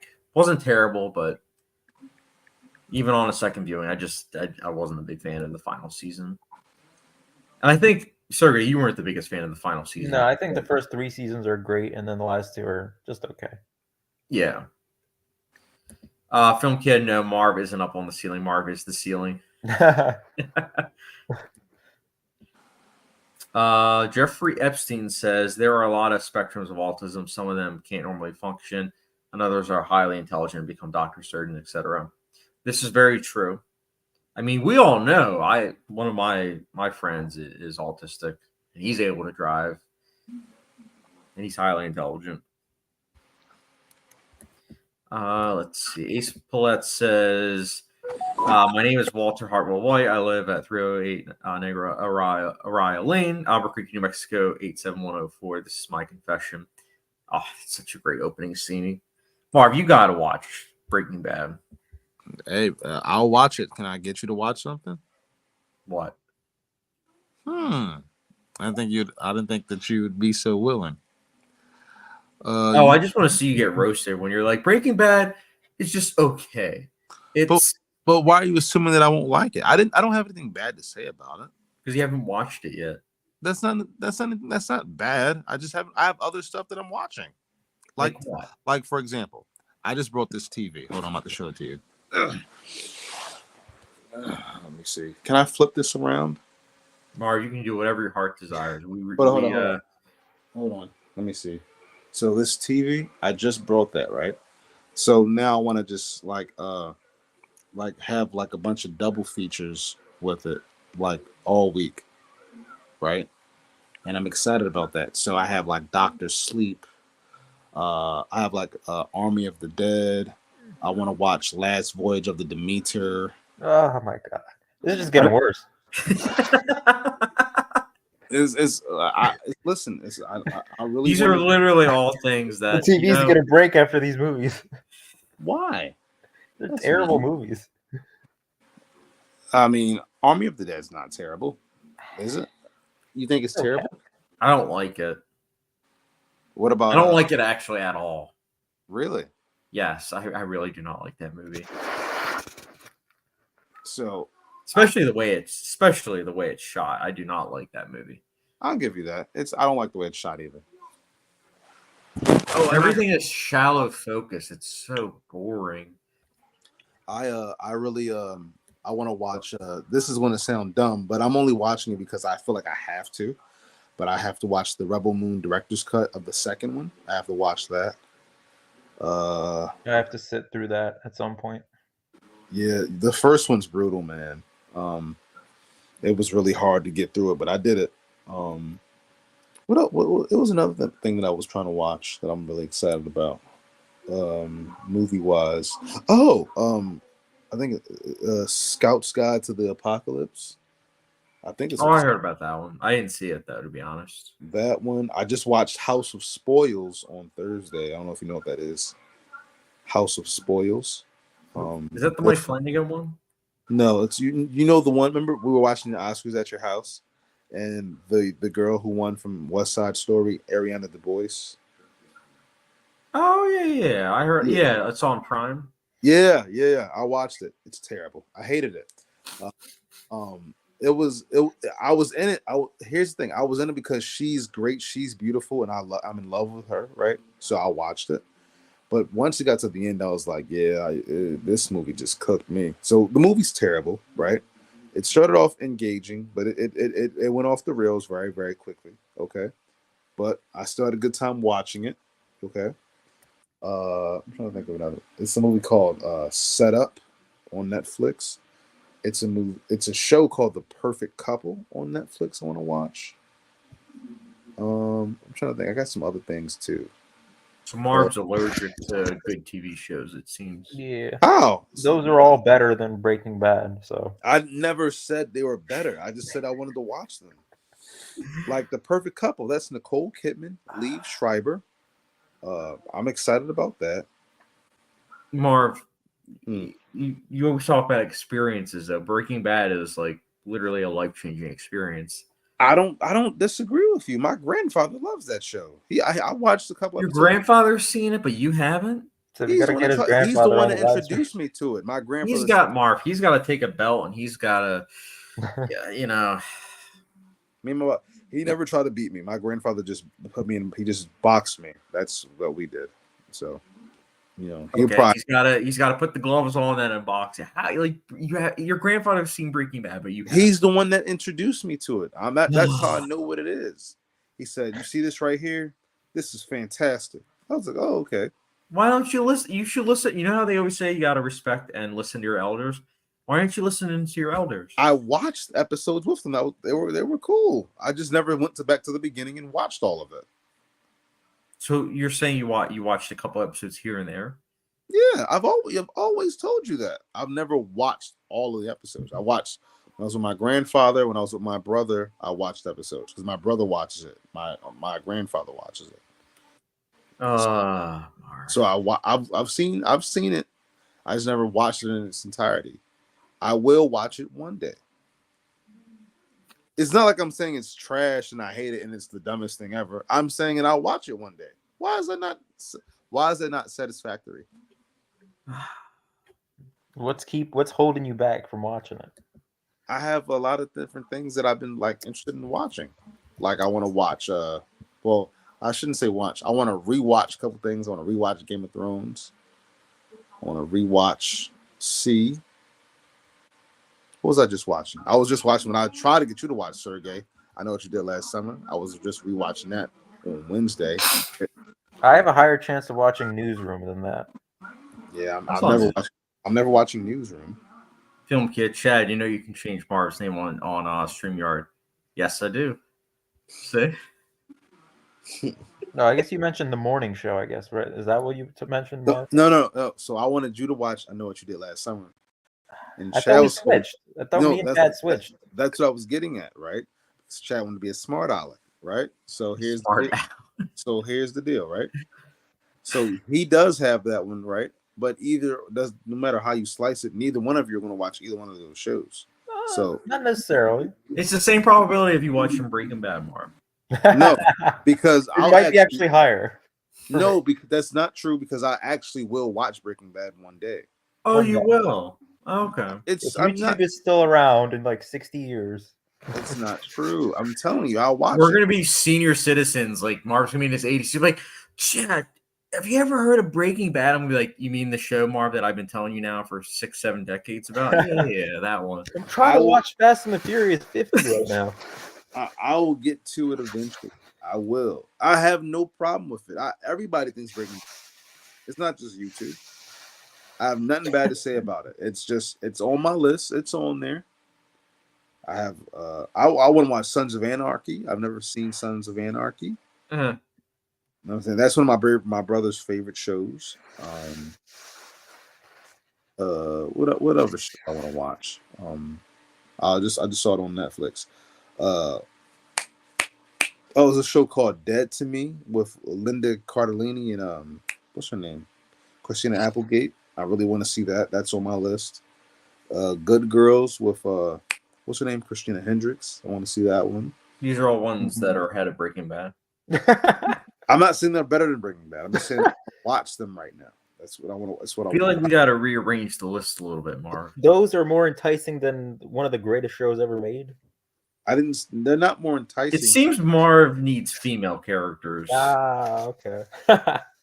We do have Skylar though, and Walter White. I mean, Skylar in Breaking Bad, Marv. So there's a lot of drama too. Yes. I will definitely get to it, fellas.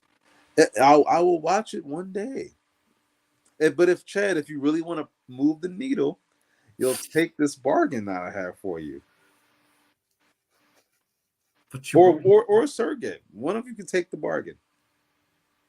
So if we watch that show, you start watching Breaking Bad? If one of you starts watching the show, and I mean really, I'm not talking about just act like you're watching it either, and then telling me, yeah, I did watch it the whole time you didn't watch it. You got to actually really commit to it, like I'm committing to Breaking Bad. Then I will do it because it's fair. A deal's a deal.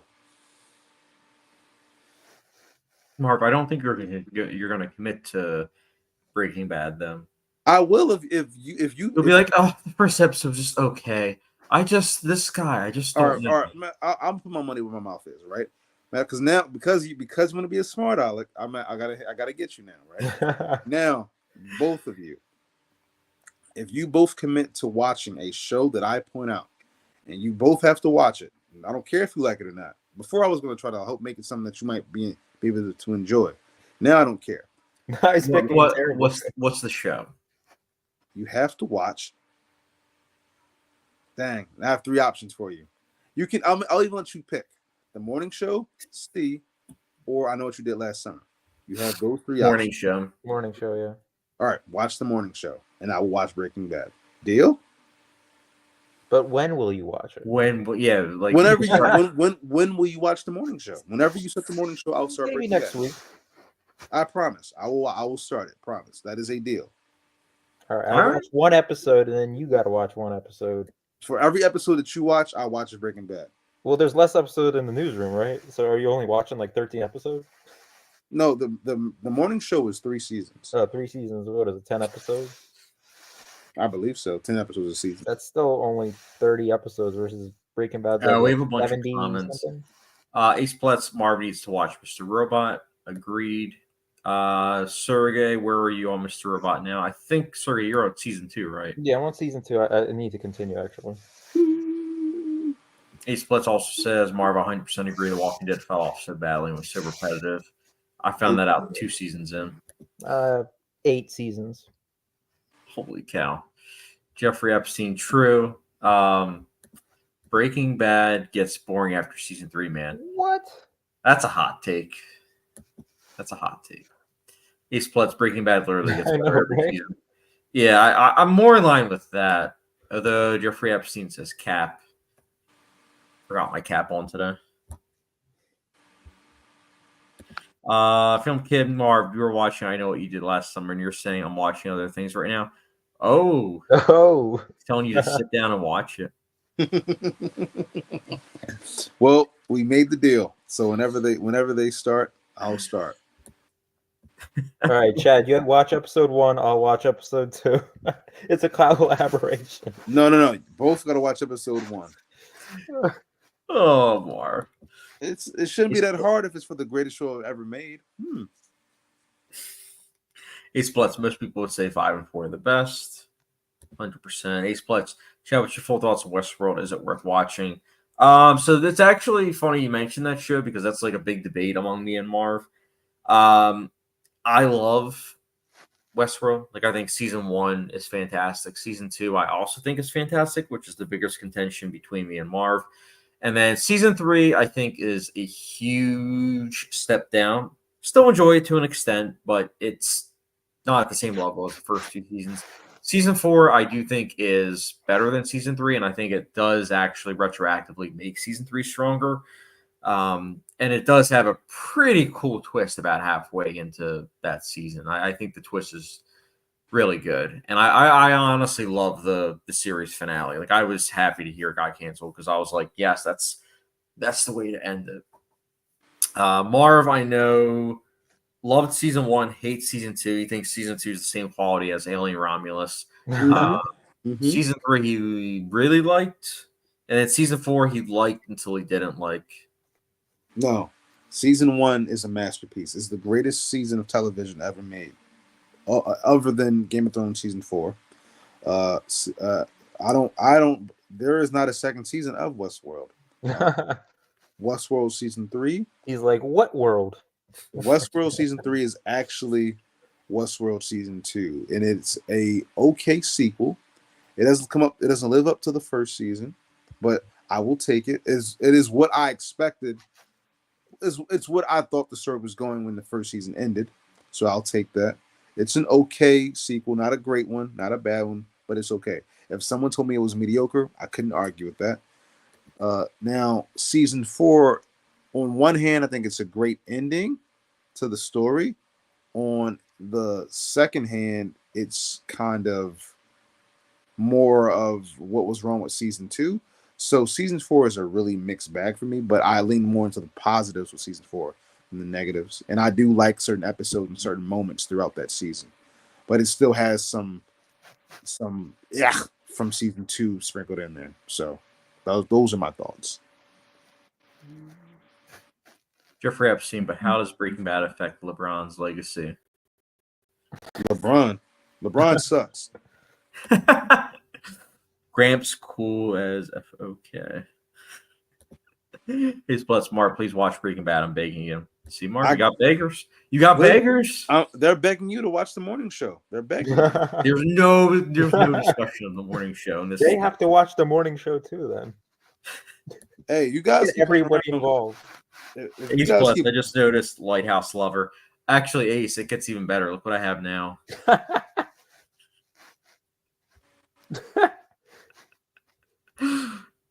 Jeffrey Epstein, leave the man alone.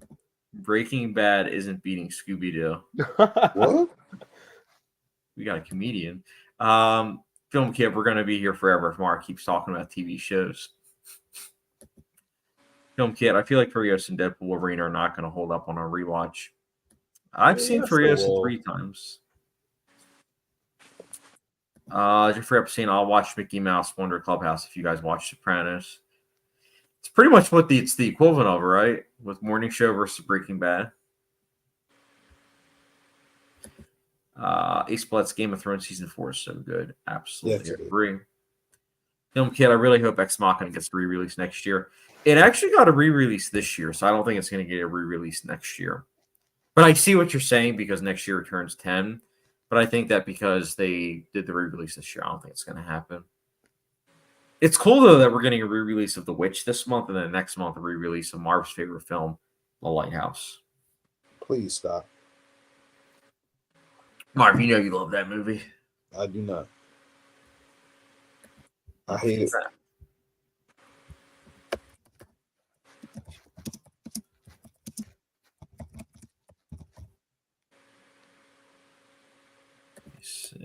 Sorry, just don't look at it.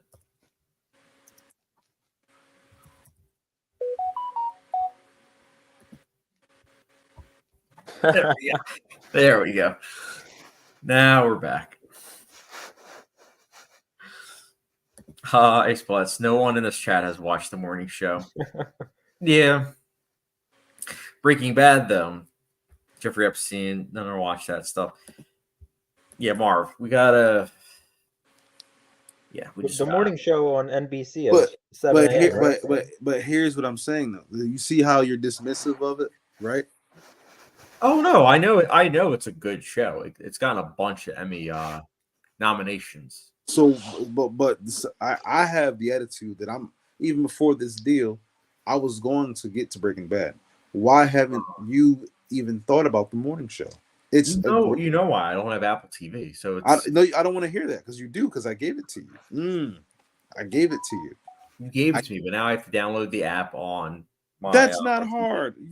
I'm tired of your excuses. This is the same reason when you had the Android, I had to literally talk you into the iPhone, and it wasn't until you finally just said, you know what, I'm going to just get it, and you got it. It's like, oh wow, Marv, this is excellent. I told you. Now the tables are turned. Now you have 4 phones and no iPhone. I have the iPhone. What I'm using is I have an iTablet. This is my tablet right here. Yeah, but we're talking phones. Hey, listen, I got a tablet. You're not going to bring a tablet around. You're not going to be like, hey, I got to text somebody on this huge tablet. I can. I do it sometimes if I need it. I love my tablet. You know, I still have a tablet, and I always will go Team Apple. I love Apple. But you still haven't answered my question. Why haven't you locked into the morning show? Why? Because I have a lot of other shows. I have Sons of Anarchy. Yeah. I have Homeland. Oh, so and what did I say? I have a lot of different shows, a lot of different movies to watch. Yeah, but I've seen Breaking Bad. I've seen what are some of the other shows? I've seen Mr. Robot. I mean, but you haven't seen the morning show. You haven't seen. I'm not a TV show person, so it's already hard for me to even watch anything as it is. I understand, Sergey, but this one right here, he watches TV shows, and he's just like, nah, morning show, no. No. You know, the last time that I watched a movie on Apple TV, I can't even tell you when. Killers of the Flower Moon. I saw it in theaters. It's on Apple TV though. Yeah, but well, I haven't rewatched it. Waiting for a physical media release. I mean, all it is just literally just 2 seconds of putting it on the TV. Yeah, you could argue with that about that, but haven't done it. Because you don't want to. You don't want to watch the morning show. No, it's a chore. Like I have an Apple product, yet I would have to. I know I have your codes and everything, but it's more of the principle that I would have to pay extra, even though I literally own an Apple product. So it's like, why? You don't have to. How do you have to pay extra? What are you talking about? For Apple TV? No, you don't. Because I gave you the information. I'm saying if you didn't, though, I would have had to pay out of my own pocket for that. I'm like, No, that's irrelevant. I gave you the information, so you can watch it now. That's what I'm talking about. That excuse is not relevant to you no more. You see it, Sergey? Do you see this? hold on. I mean, I'm not gonna watch it for at least a couple months. I'm balancing 6 shows right now, so there's no way I'm gonna be able to watch it. I have the franchise, I have the Penguin, which, by the way, there's 2 shows that I haven't even caught up with. So I guess watching Homeland. Homeland, that will probably be my summer show. So I guess I won't watch Breaking Bad for a couple of months then. Well, that's what Sergey's for. Oh, so you're rooting for me to watch it now? First of all, the deal's between both of you. You both have so if I'm watching right now Hannibal, Breaking Bad, Veep, Banshee, Sons of Anarchy, the franchise, the Penguin. Hannibal you've seen like 3 times now. You could put that. Do you see how Hannibal I'm watching every single year. Do you not see how his excuse is just like mine? Do you not see that? Those are all quality TV shows, though. And so are these ones. You haven't seen them to say that they're not. You never saw C. You never saw C. You never saw the first season. You saw C? I saw the first season. You did? Did you like it? It was okay. Yeah. Chad didn't see it. Chad didn't see the morning show. You didn't see Defending Jacob, which is also another great show. I just watched it with my sister-in-law. Fantastic. Truth Be Told, For All Mankind. You haven't seen any of those shows. And you could, but you don't want to. Yeah. You look just like your dad right now, and I'm not having it. Chad Senior, you go away. Go away, William. Let's see. Oh wait. Ace Bless, Marv's favorite movie of all time, or The Lighthouse, Madam Web, Alien, Romulus. These are all facts. Film Kid, are you going to go see Nosferatu on Christmas Day? Realistically, I don't know. I'm pretty sure my wife's off on Christmas, so probably not. It would be different if she was working. I would 100% make a big breakfast. Once a year, heart attack breakfast, and then go to the theater and watch Nosferatu. I've seen the original Nosferatu now, and I did watch Nosferatu the Vampire, which came out in the late 1970s. So I'm pretty pumped for the remake. Ace Blitz, I love how Chad keeps changing Marv's name. Yep. Marv loves androids. Jeffrey Epstein, because the morning show gay. Oh, I didn't know it's not. You'll like it. But I guess, nobody wants to have an open mind these days. Ace Blitz actually watches good stuff. Hey, Ace said it, not me. You hear that, Marv? Hey. Yeah, I mean, for me, TV shows as it is, it's hard to rewatch. So that's why something like Hannibal, I'll allot a month to actually watch it. But something like Mad Men, I've been wanting to rewatch. Same with Dexter. But those are shows that have also been put on the back burner in terms of rewatch. October is not realistic because I'm trying to fit in 31 horror films this month. So yeah, no, it's understandable. Jeffrey Epstein, let them watch Little House on the Prairie instead for every Breaking Bad episode. I actually saw Little House on the Prairie growing up, and not again. No. That's all I'll say. Not again. No. Film Kid, at this point, just tell Marv not to watch Breaking Bad, and then when he's in heaven, he'll realize how bad of a decision he made. That's fair. I do feel like when he gets to the pearly gates of heaven, he won't be let in because of that. Well, Versus me with morning show, God will be like, "Yeah, that show was on Apple TV just because." It's okay. We I got forgot reruns. about it too. It's like, okay, we got reruns of that in heaven. You can catch up. Ace Pletch, Chad, do you like Succession? I do. I was actually. It's gonna sound pompous, but I was a fan of Succession before it was cool to be a fan of Succession. I still remember in 2018 when that came out, and I saw the cast, and I was like, "Oh, cool!" Brian Cox, Jeremy Strong, who nobody knew who Jeremy Strong was at that point, but I was a big fan of his because he was in like The Big Short, he was in Zero Dark 30, he was in Lincoln, so I was curious to see what kind of role he was going to be in, and yeah, that show each season gets better and better, and it's got an incredible final season. So I think Succession is quite good, and it's also a rare show that is actually shot on film. But it's such a good show. I highly recommend it.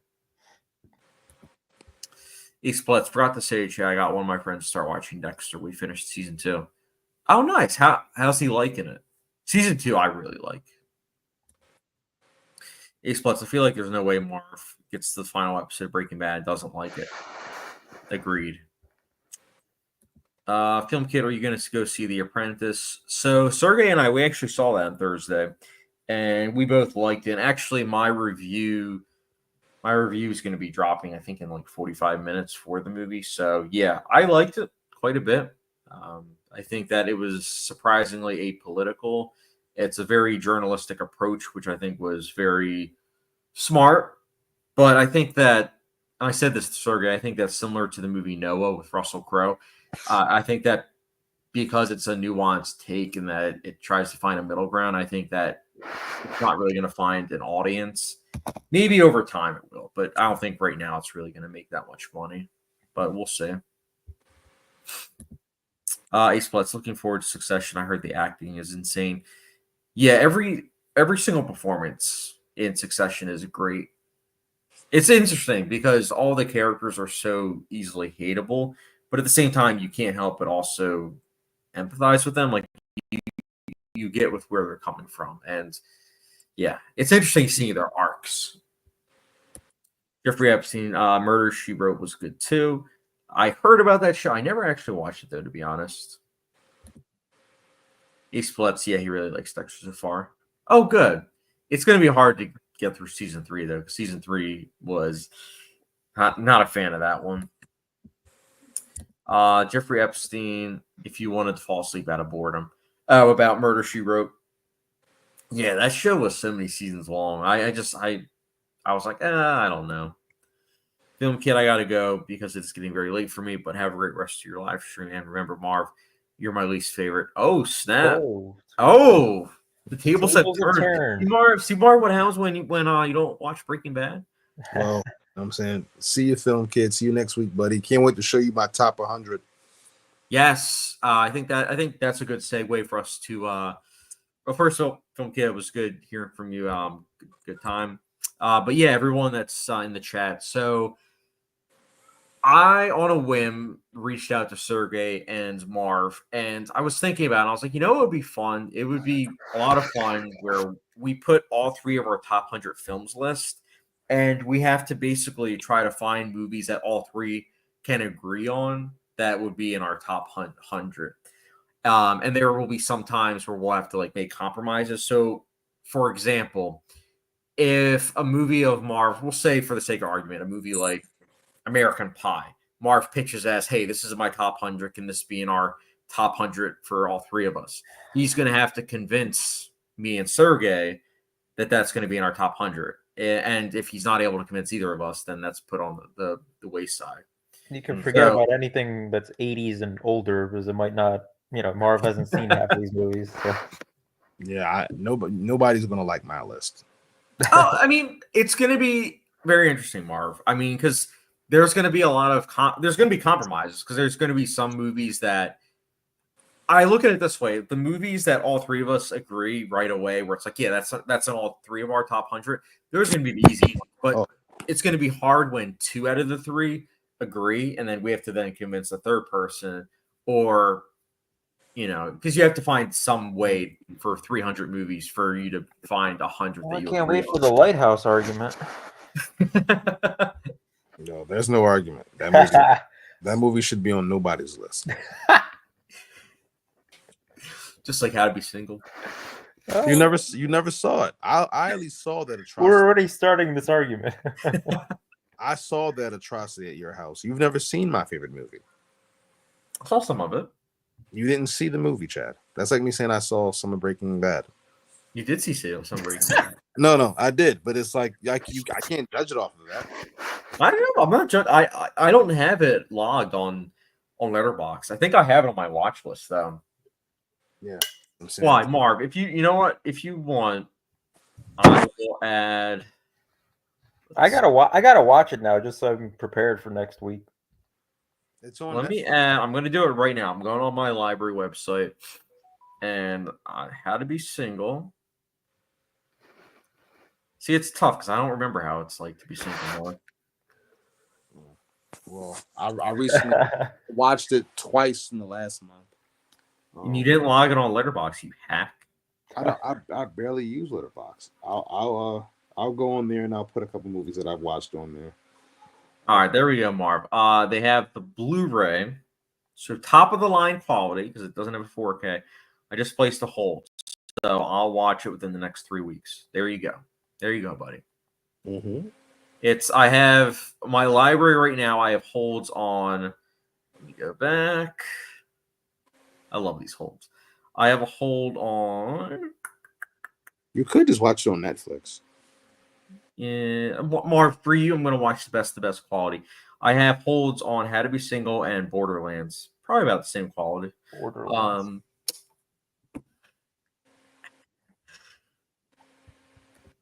East Blood season 3 is a bit of a dip, but 4 is incredible. Yes, 4 is my favorite, 100%. East Bloods, I love how Film Kid was saying it's sad of Mark getting bullied and then proceeded to bully him. I'm glad somebody else saw the irony because, yeah, I love projecting, don't you? Film Kid, no, but actually, Mark, you're not my least favorite. I don't have a favorite. There we go. I thought you left Film Kid. Ace Fletch, Chad, what was it like finishing Twin Peaks? It was bittersweet, man, because like I think the ending is just great. But at the same time, if it was a show that reached the mainstream, like I don't think people would like it. Because the ending is definitely blue balls, but it's David Lynch blue ball. So it's like, holy cow. It was great feeling watching the show. It's just the fact that show exists on TV is just kind of insane. I don't know. I know Lynch is really old, but I do hope that he produces some other kind of show as well on what's it called? I think he works at Showtime or Netflix. Like that'd be really cool. But I don't know. Jeffrey Epstein, #1 movie is Rest on the Journey. I actually haven't seen that. Marv, have you seen that with Sergey? Nope. Never heard of it. Excuse me. Splits, where are you at on Breaking Bad? I'm still at season 3, episode 6. It's great season so far. I mean, I love season 3, but it's wild just how well constructed that show is. Marv, are you good? I'm good. Were you meditating? No, when you look at digital screens for a while, your eyes start to hurt. So I'm just resting my eyes real quick. Oh, gotcha.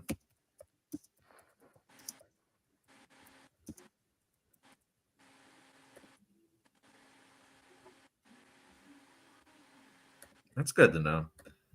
Oh yeah, man. It's I don't know. I don't know if it hurts your eye, if it hurts your eyes as much, or either one of you guys. But I know for myself personally, my eyes have been really heavy for a while.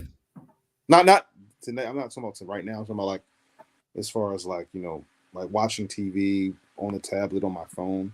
Like it's been like my eyes been kind of feeling a little weird lately. It's with all those great movie picks and TV shows of yours. They are great movie picks, okay? You should watch some. It's not hard to watch this greatness. Oh yeah, for sure. The heaviness of the eyes are just a different reason. Also, get 5 hours of sleep too. That's just great, Marv. 5 hours of sleep, 500 grams of sugar. Was everything fives? I don't even have that much sugar anymore. I told you that. All right, all right. We You got know to what do I- a step-by-step breakdown of Do you know what I had today? what's up. Protein shakes. How many grams of protein were in them? A lot. 30, but that's 30 a scoop, and I put 3 scoops in each cup. So I guess 90 grams of protein. At once? Yep. That's not good. Marv, you can overdo protein too, right?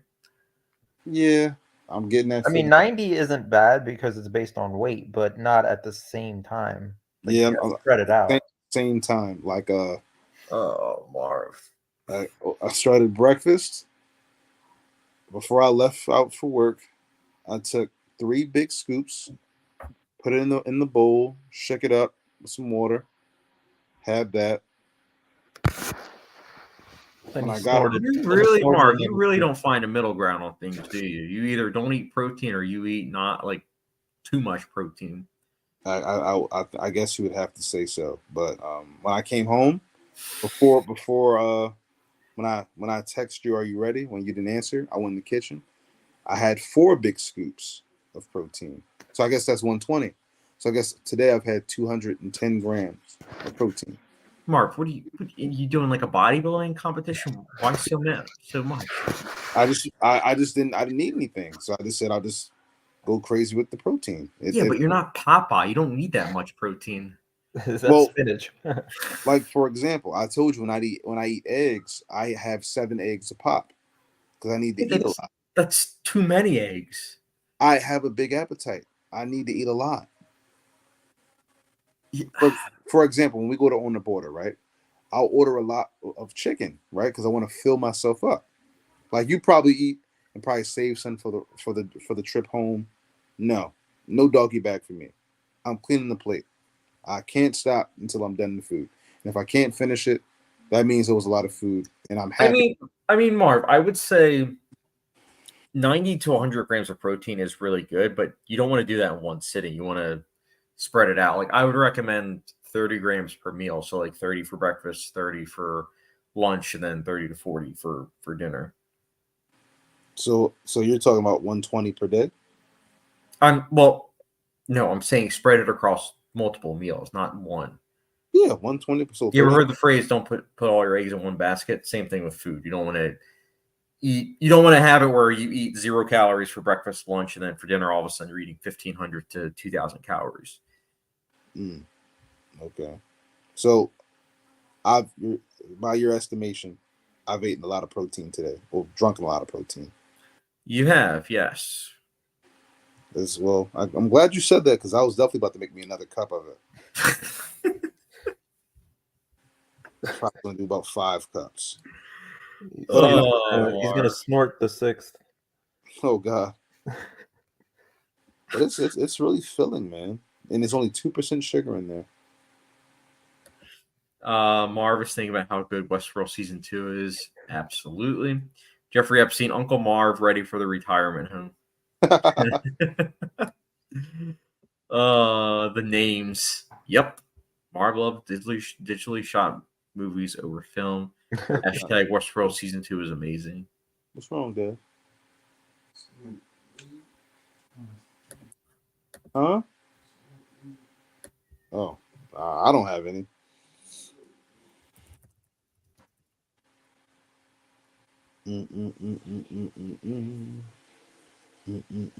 Jeffrey Epstein, 90 isn't much. Do the Marcus Roll diet, 4 cans of tuna with 500 grams, pork with 5 times bananas. I can't have bananas. Bananas make me throw up. Oh, all right. Jeffrey Epstein, I eat 7 eggs a day. I eat 21 eggs a day. Yeah, that's absurd. How? Eggs are delicious. Yeah, but Marv, we want you to survive. We don't want you to die. The Oh, amount of that's That's a lot of cholesterol, man. Yeah. Like a lot. Hold on, that's a lot of cholesterol. I thought it was protein. I mean, yeah, but something can have both though. Yeah, you got to get rid of the yolk then if you're gonna eat that many eggs. Yolks on Marv.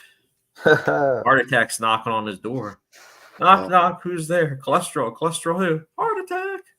Whew, I didn't know eggs had cholesterol. I thought it was a safe option. That's why I was going to get the 24 pack. So that No, dude. Do you know how much? I think one egg is 60% of your cholesterol intake. So I'll- no more than 2 eggs. yeah, so you basically 7 eggs in one meal. You're basically having, I don't know, 3-4 days worth of cholesterol in one sitting. this is hard to keep track of. But at least I got the protein, right? I mean, yeah, but it's a balancing act. It's all about balance, moderation. Oh man. Jeffrey Epstein, he didn't. 200 grams a day is okay if you work out.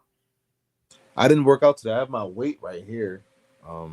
I was at work today, so I didn't get a chance to. I'll do it tomorrow though. I was going because my boss told me about some creatine, and I said, "All right, look." He told me to not only have one a day, 1 cup of creatine a day. So I figured, have my protein powder, my protein shake, then some creatine, then I just max out with the weights and push-ups. Mark, And you don't need creatine. why not? Well, first of all, there's a lot of health risks, and off to the side, we know how we gotta be careful with you with health risks. Yeah, just I got you, buddy. Just yeah, I would cut that out, and then I would, with your protein intake, make sure you're spreading it across multiple meals, and actually eat breakfast. Eggs is breakfast. So you eat 7 eggs for breakfast every day. When I have eggs, yeah, if I have time, yeah. I mean, or oatmeal, but I don't want to eat too many pancakes because you don't want to have all that starch. That's something we talked about before. So I said I'll just eat eggs, and it makes me nice and full. It's not even just the starch; it's also the sugar and the amount of carbs. Like that's a lot. It's a lot of sugar and carbs, and not really that much protein, if any, depending on what kind of pancakes you're having. Like whole wheat is better for you, but still, Aunt Jemima pancakes. dude, that's like it's like diabetes breakfast right there. If you eat it all the time, if you eat it every now and then, it's not bad. But if you're having it like a lot, No, there was a stretch of time where I ate nothing but pancakes every day, pancakes or waffles in the waffle maker. Then I stopped that because like I feel like I'm eating this too much, and then I switched to hot dogs and baked beans, and then I stopped that. And then I just trying to just live off oatmeal and ramen noodles. It was. Then I was just all tuna fish. Like I'm kind of like a all or nothing person. So yes, you are, unfortunately. when I went to tuna fish, all I ate was tuna fish. When I came home, I had probably about 4 packets of tuna fish. A pop. Mercury poison, heart attacks. Yeah. Don't worry, Marv. We got you. Ace Palettes. I remember when we found out how much sugar Marv was consuming. Yeah. Good times. Well, now, but now we're at the opposite. Now it's all about the protein I'm consuming. Yeah, but you and the still have to be cholesterol careful. and the sodium. You still have to be careful, Marv. You have to make sure you're looking at it with everything. It's a lot to keep track of. It is. It is.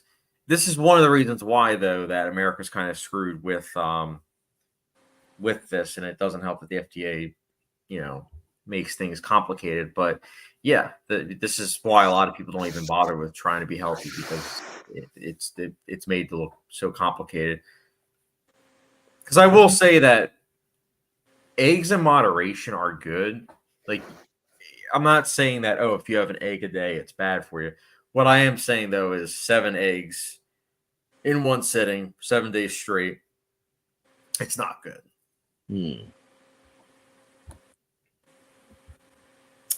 Jeffrey Epstein disagrees, though. Wrong. 12 eggs is good. 21 even better.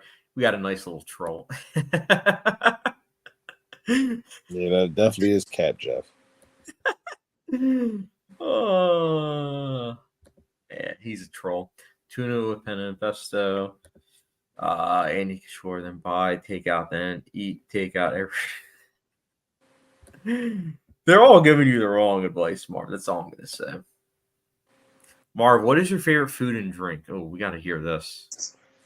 I technically don't have one, but I'll answer the question. I would say, does it have to be like a certain dish or like a certain platter? Anything. I think is what they're saying.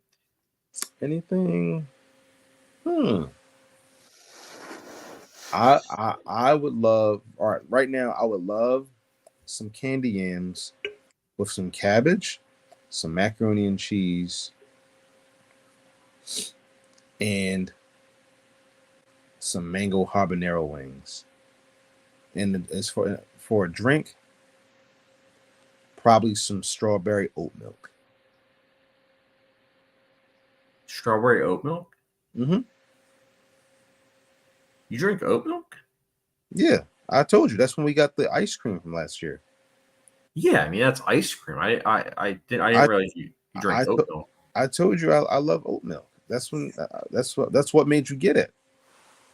Your memory is for nothing. No, that was ice cream last year. No, but we got the reason you thought to get it is because I told you I liked oat milk. No. That's Yeah, I remember we were walking and I had mentioned it and you had the same reaction that you just had. And you was like, well, when you were like, well, yeah, because if we have oat milk ice cream, I can eat it. And I was like, oh yeah, sure, get it. I love oat milk. Yeah, that's excellent. That's awesome. we were at the aisle and everything, and I was looking at your section and everything, and then that was when you were like, "Oh, I like strawberry oat milk though. Where's that?" And I was like, "You like strawberry oat milk?" And then you were like, "Yeah." And then we went over to the dairy free section. I was like, "Yeah, I mean, I can have it. So yeah, why not?" It wasn't about oat milk. There was no frame of reference for oat milk because I remember. I'm sure you just said it. No, I mean, I don't even know where to really get strawberry oat milk, to be honest. The I same. know where to get strawberry oat milk ice cream, but I don't know where to get the same place. Hold up, Sergey. Am I reading that right? Did he just confirm what I said? I've never heard of even strawberry oat milk, but I don't know. Oh gosh. I would think Chad would know of all people about oat milk. You get strawberry oat milk, literally right next to strawberry oat milk ice cream. Maybe. I don't know. Marv. They wouldn't be in the same aisle. Oat milk is refrigerated. Ice cream is frozen. I get it from the ShopRite all the time. Then ShopRite. Then ShopRite was probably. Here's what I'll do. Tripping if they have ice cream. I'm going to. It's not in the same. It's not in the same freezer, but it's in the same row. I will go to the ShopRite in the morning because I have to go there because I have a little bit of money. Brand is that Please do, because I want to see this. I'm imagining them next to each other, but in different. It's not next to each other. It's in aisle 17. You have the oat milk and the milk. You have the milk on the left side when you're coming down the meat aisle. Then you have in the middle. You have all the oat milk, and then I think the next door after that, I think, is the ice cream. No, or Jeffrey Epstein just do Marcus Rule diet Marv. Ace Plus Jeffrey trying to kill Marv. Yep. Guys, I swear 7 eggs, good stuff. He's such a troll. Ace Plus Marv, what is the most you've ever ate in one sitting? This is a good question. So it was Christmas Day in 2014, and my ex-in-laws, they went all out like one does go on a holiday, and they had ham and they had mashed potatoes and chicken, and they had they had a lot of stuff. And I remember I think I had 5 or 6 plates, big plates, really, really big plates, because it's my rule of thumb that on Thanksgiving or Easter, any of those holidays where a lot of food is made, I feel like you're doing yourself a disservice if you're not eating like so many plates, big plates. Or if you're not going to eat big plates, you have to eat 2 big plates, and then you have to make probably 6 platters for yourself and then leave. But we didn't leave, so I wound up I cleaned as much plates as I could. Me and my ex brother-in-law are the ones who most. What? I'm imagining you, Marv, like, oh, I can only eat 2 plates, and you're just like going out the door, bye guys, and you just have like 6 plates that you're holding on to.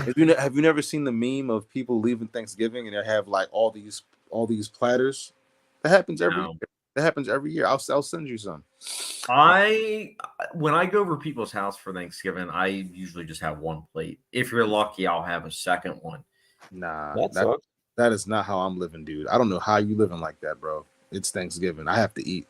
Marv, if I go over someone's house and I eat 6 to 8 plates, they're gonna think I'm like Brendan Fraser from The Whale. Like I'm sorry, but It's Thanksgiving. I don't have time for 1 plate? What the heck? I have like exactly. at least 8 What is plates. he talking about? 1 plate. It's Thanksgiving. You won't. That's your one job on They Thanksgiving. better have only like 1 turkey and just that on the table. Like, how you I don't know. doing I guess I'm one just so plate? used to when I go over people's houses. It's a lot of people, so I'm like, I don't know. I'm just always like I want to make sure there's extra for. They invited you to eat, so you're gonna eat. I'm gonna look up some memes. I'm gonna show you because I leave my whether it's a friend's house or a family friend, grandma, aunt. I leave full and then I kind of fall asleep at work. No, I have like I walk out. Because it's always like that. I have to go to work right after. Like you've never walked out with trays, Chad? No, I've actually never walked out, but they offer it to me. Actually, that's a lie. One time I did, but that wasn't because of me. It was because Nicola had to work for Thanksgiving, so I made her a platter, not a platter, but a plate, and I brought it home for her. But So you never walked out with trays before? no, I mean I get offered it. I think one time though they did actually manage to push. Like they were like, "Oh, Chad, you like the ham, right?" And I was like, "Yeah." They're like, "Oh, here, take this," and I was like, "No, I'm fine. No, take it." And I'm like, Yeah, I get offered the trays, but since I go to work and I work Thanksgiving usually, and then the job also provides a Thanksgiving dinner, so it just like never made sense for me to grab anything. No, I have to eat. I have to take it all. I have to do whatever food I can get my hands on. I'm doing it. What is this? Let me see.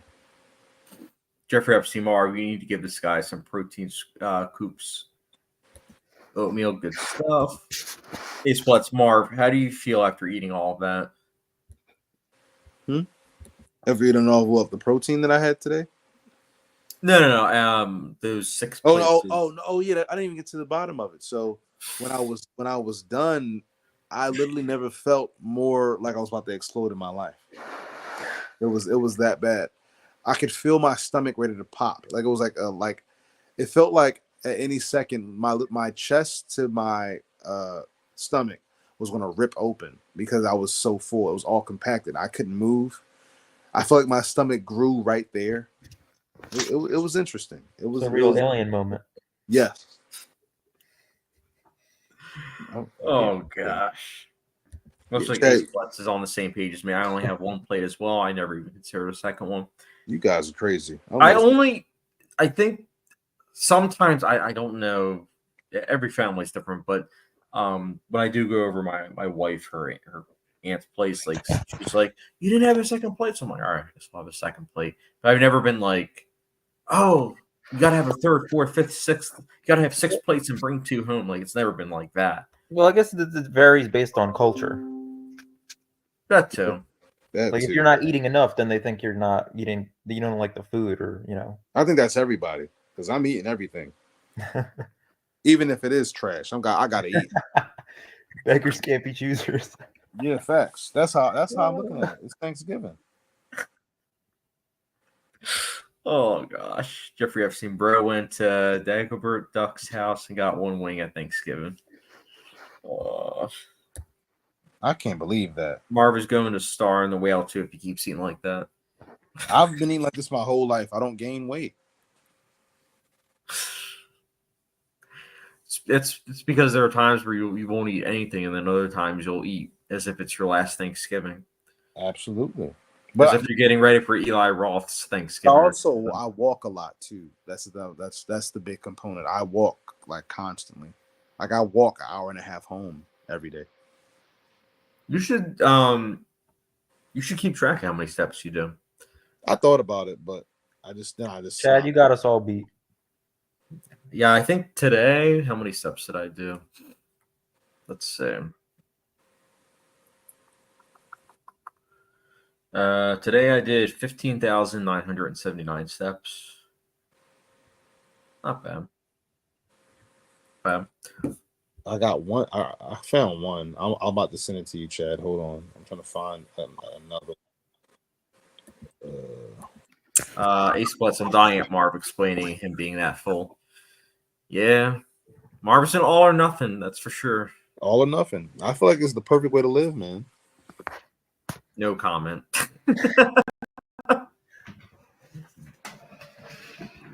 I try to do the opposite of that. So nothing. I mean, I try to have some nuance. I mean, there's certain things that I guess I kind of lean heavily into, but for the most part, I try to have some balance. Scorpio, man. Scorpio. All or nothing, man. This is why Geminis are better. We have two sides. No, my mom was a Gemini, and I can tell And you, your mother is a very lovely individual. she is. But you know, I There know you go. I know how you guys are. We try to balance things out. Like, I'm not saying don't eat 90 grams as a whole during the day. I'm just saying don't eat it all in one sitting, and then you have two meals where it's like, oh, I'm not going to eat. It's like, no, you're shooting yourself in the foot at that point. I'm just saying spread it out. Spread the love. That makes sense. So, you don't like the all or nothing approach with anything in life? No. Why? Your body doesn't like it either. I can guarantee it. I can almost promise you your body doesn't like that. No, I was talking about just in general, like with anything. Yeah, no. Why? Think about it. I'll use a good example. You don't gamble, but that would be like if I was like, you know what? I'm going to bet my entire life savings on this game of blackjack.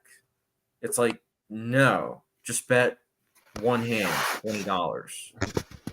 Like, you don't want to just throw everything at the wall and see if it sticks. I think it's a very risky way to survive life. I mean, not to survive life, but to live life. Okay, what do you think? I don't live that life either. I think I've had like fleeting moments of like all or nothing moments with like maybe tattoos. You know, getting tattoos is either like one or just get a whole sleeve or something. So I'm like weird about that. I can't commit. I mean, hold up. What's this? Ace Paulette said I did 18,000 today in regards to steps. Sergey, how many steps did you do? I'm curious. I have no clue. I don't keep track. But I do walk a lot, so Oh, yeah. For my job, I Especially your walk a job. lot. Yeah. Jeffrey Epstein, Marv, take a scoop for lightweight, baby. He's plus. I'm a Scorpio as well, Marv. Amen. Look, I'm married to a Scorpio, so you know. I mean, I think it's the best thing you could have done. I mean, you do love her, so I mean, of course. You see what I'm saying? So I mean, Scorpio, doesn't mean I can't mess with my favorite Scorpios, right? Scorpio women, man, she got you in a chokehold. It's okay. She knows a bunch of Scorpio women too. Yeah, shout out to them too. All the Scorpio queens, all the Scorpion queens. Yeah, they're gonna sting. They're gonna sting us. No, they're not gonna sting me. I appreciate them. I'm trying to tell you, man. Scorpio women are the best. Ace Plus, yeah, Chad. I remember you saying me and your wife have the same birthday. Yes. Actually, today's October 13th. Today is actually Dexter's birthday. He's officially an adult dog now. So, shout out to Dexter. And Ace has a dog named Dexter too, and both are ironically named after the show Dexter. I love those coincidences like that. Oh, I wanted to tell you guys, I found Crimson Peak on Netflix, or was it Amazon? So I'm gonna get it. I'm gonna check it out. Amazon, I think. Yeah, I thought you did see Crimson Peak, Mark. I did, but I think that's where I watched it. Amazon. I said in the group chat I wanted to watch it again, and I'm excited, man. I've been wanting to watch it for a while. Should watch Shape of Water. Is it on here too? Is it on streaming? Let me see. Criterion Channel, maybe. But Excuse me. I got it for a good price. This TV. It's a Roku, but they had the Walmart deals for the 4 days, so I got it for $298. Oh, that's not bad. It's not. So it's 65, right? And I'm just like, I'm so happy because now I get to like watch some of these movies I've been putting off. Like I've been wanting to watch Tenet for months, but I couldn't watch it because I refused to watch it on that small 50-inch. I just would not allow myself to do it. I was like, I can't. I have to watch it how the movie was made to be seen on a nice size screen. And actually, I don't know if I ever showed you this, Chad. Look. Let me see. I don't think I can put the screen around. Hold on. Also, Jeffrey Epstein Marv eat 2 kilos of steak for a small protein consistent meal. All right, Chad. So you see this right here? 21 eggs. This is my bad. So this right here is the old TV, right? The old TV. I don't know if you can see it. You see it? This is all the TV. We have it over here, right?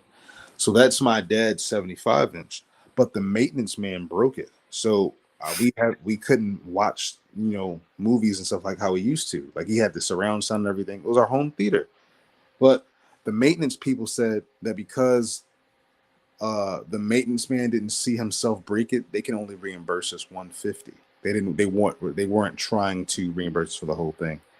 And I don't know why we didn't fight it, but I just said, I'm tired of waiting. I'm just going to just get us a new TV. It's not as much as that one. That's $1,000, but this is better than the 50-inch. But never let a maintenance person break your stuff. I'll just say that. No, of course. That's awesome. Happy birthday to your dog. I know a lot of Nolan fans hate Tenet. And then Jeffrey Epstein says, bro got the prison TV. not this Nolan fan. Oh. Hold on. Let me see. Here, I have it right here. I've been waiting to watch it. Is that on Blu-ray? Yeah. You didn't buy it on 4K? No, they didn't have it on Amazon when I brought it. Oh, Mar, you're missing out. So look, right? So these are my DVDs and Blu-rays that I have on standby to watch. I have Happy Death Day. I don't know if you can see it. That just got re-released in theaters, I think. Happy Death Day. The lighting sucks, but you can see it right there. Happy Death Day. Right. What else was I trying to watch? Crossroads. I'm sure you guys are not a fan of that movie.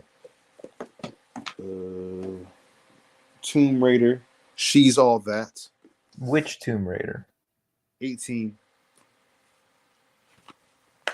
This is one of my favorite movies. I'm gonna watch this as soon as I get a chance. Cool poster. Never watched it actually. You won't like it. I'm letting you know right now. You'll hate it, but I love it personally. The Magnificent Seven has to be watched on this new TV. Arrival, have to watch that. Actually, I think there's something else in here. It is Sex Tape. What is happening here? That's what we're all wondering.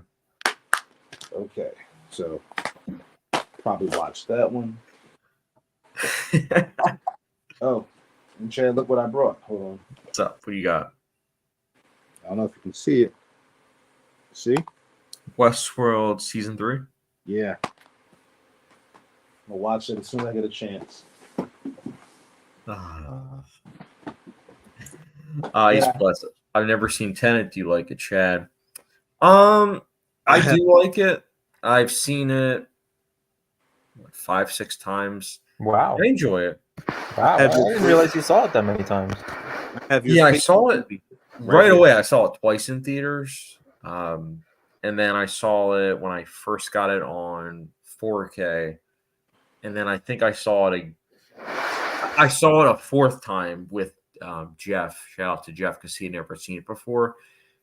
And then I saw it a fifth time before Oppenheimer came out. So, yeah, I think I've seen it 5 times total. Chad, your favorite movies right here. Generic Rhapsody. Oh yeah, I remember that. Didn't movie. you get that at a record store, like, and then you returned it, right? Me? Yeah. No, Or you I never. saw it in the record store for cheap, and you didn't buy it. They did have it at the record store. It was very cheap, but even then, I was like, I'm good. I'm a huge Rami Malek fan, but nah, I'm good on that movie. In fact, that was the one. I think that was the one Best Picture nominee from 2018 where I was like, really? This is Best Picture worthy? And it made $1 billion. Yeah. Queen. Ace Platts, Marv is the most interesting takes I've ever seen. Yeah, that's why we keep him around. This whole throw things out there where it's like, This is also one of my favorite movies. what's What that, is Hairspray? No, it's Jawbreaker. Never heard of Jawbreaker. Maybe you can see it. The lighting sucks. Is that a porno? it. You heard him. It's a sex tape. No. Can you see it? There you go. Yeah. The way the camera. That's literally a Marv movie wrapped up in a poster, like 100%. Hold on. Dang it. I'm trying to get the camera right. Hold on. It's in his top 100. It's actually not, but I'm going to fix it and put it on there. Hold up. What's wrong with this? That's what I'm wondering. What's wrong with this, Marv? What's wrong with this picture? What's going on here? There we go. There we go. That's it. Marv showing us his porn collection. Well, I mean, I think that you'll like the movie if you ever watch it. It's really good.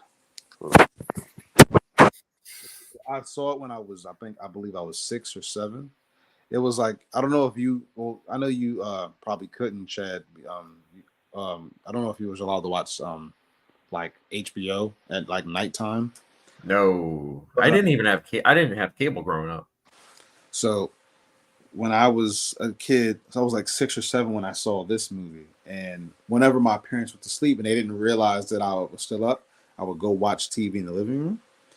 And like whatever it would be, HBO, Showtime, Cinemax, right? Like I wouldn't know what they were, but they would just be on, and I'd be like, well, I have no choice but to watch it. It wasn't like today with streaming, we had choices. It was like you kind of like got what you got. And this movie right here just came on, and I was instantly just hooked on it. And I love it.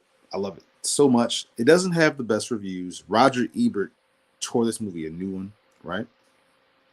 But ever since that night that I watched it when I was like in kindergarten or first grade, it was probably first grade, because I remember I never forget, after this movie was over, I was sad that it was over, and it was 1:30 in the morning. I knew I had to get to sleep before my mom woke up. But every time I found out it was coming on, well, like whether it be like looking it up on like what is it, the TV listings and stuff like that, or like Google and stuff, like I would watch it. I would find ways to watch it. And then one day I went to the movie stop and found it, and I've been watching it ever since. I love this movie. I recommend it. I don't think neither one of you will like it, but I love this movie wholeheartedly. Maybe I'll check it out down the You line. want me to tell you what it's about? I like to try to go in the movies blind. That means no. That's how I am with a lot of movies. Every now and then I'll actually want to know something going into it. Or I'm just so excited for the movie I'll end up watching a trailer, like Gladiator 2. I'm so pumped for it, so I did watch the trailer for that. Because I was just like, please look good. Please. It looks good to me. Yeah. Jeffrey Epstein, Borat, #1 Brothers. Ace Paulette's I Love Malik, but I heard Bohemian Rhapsody movie was not good.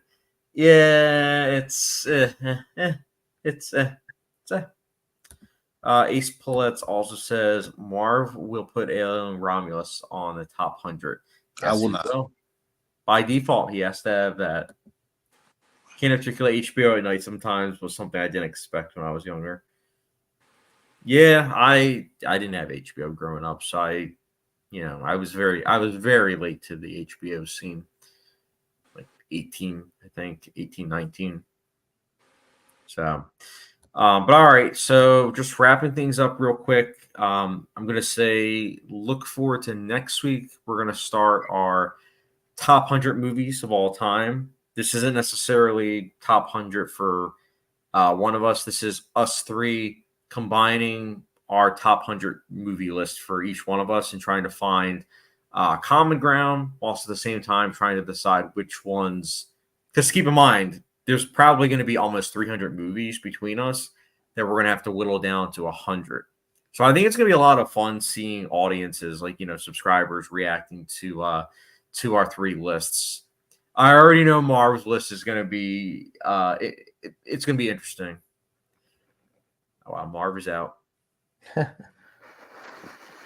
went to do snort his 6th cup of protein. Oh. All right, guys, we'll let you guys go. Look forward to the next live stream, which will be next week. We're going to actually try to be on time, 9:45 ish, because it's probably going to be a long stream, trying to whittle down to either 100 movies, or we might break it up into parts. We'll figure it out. But all right, I will see you guys later. And if you haven't done so already, don't forget the subscription notification bell on both Sergey and Marv's. I have those in the link down below, and we will catch you guys later.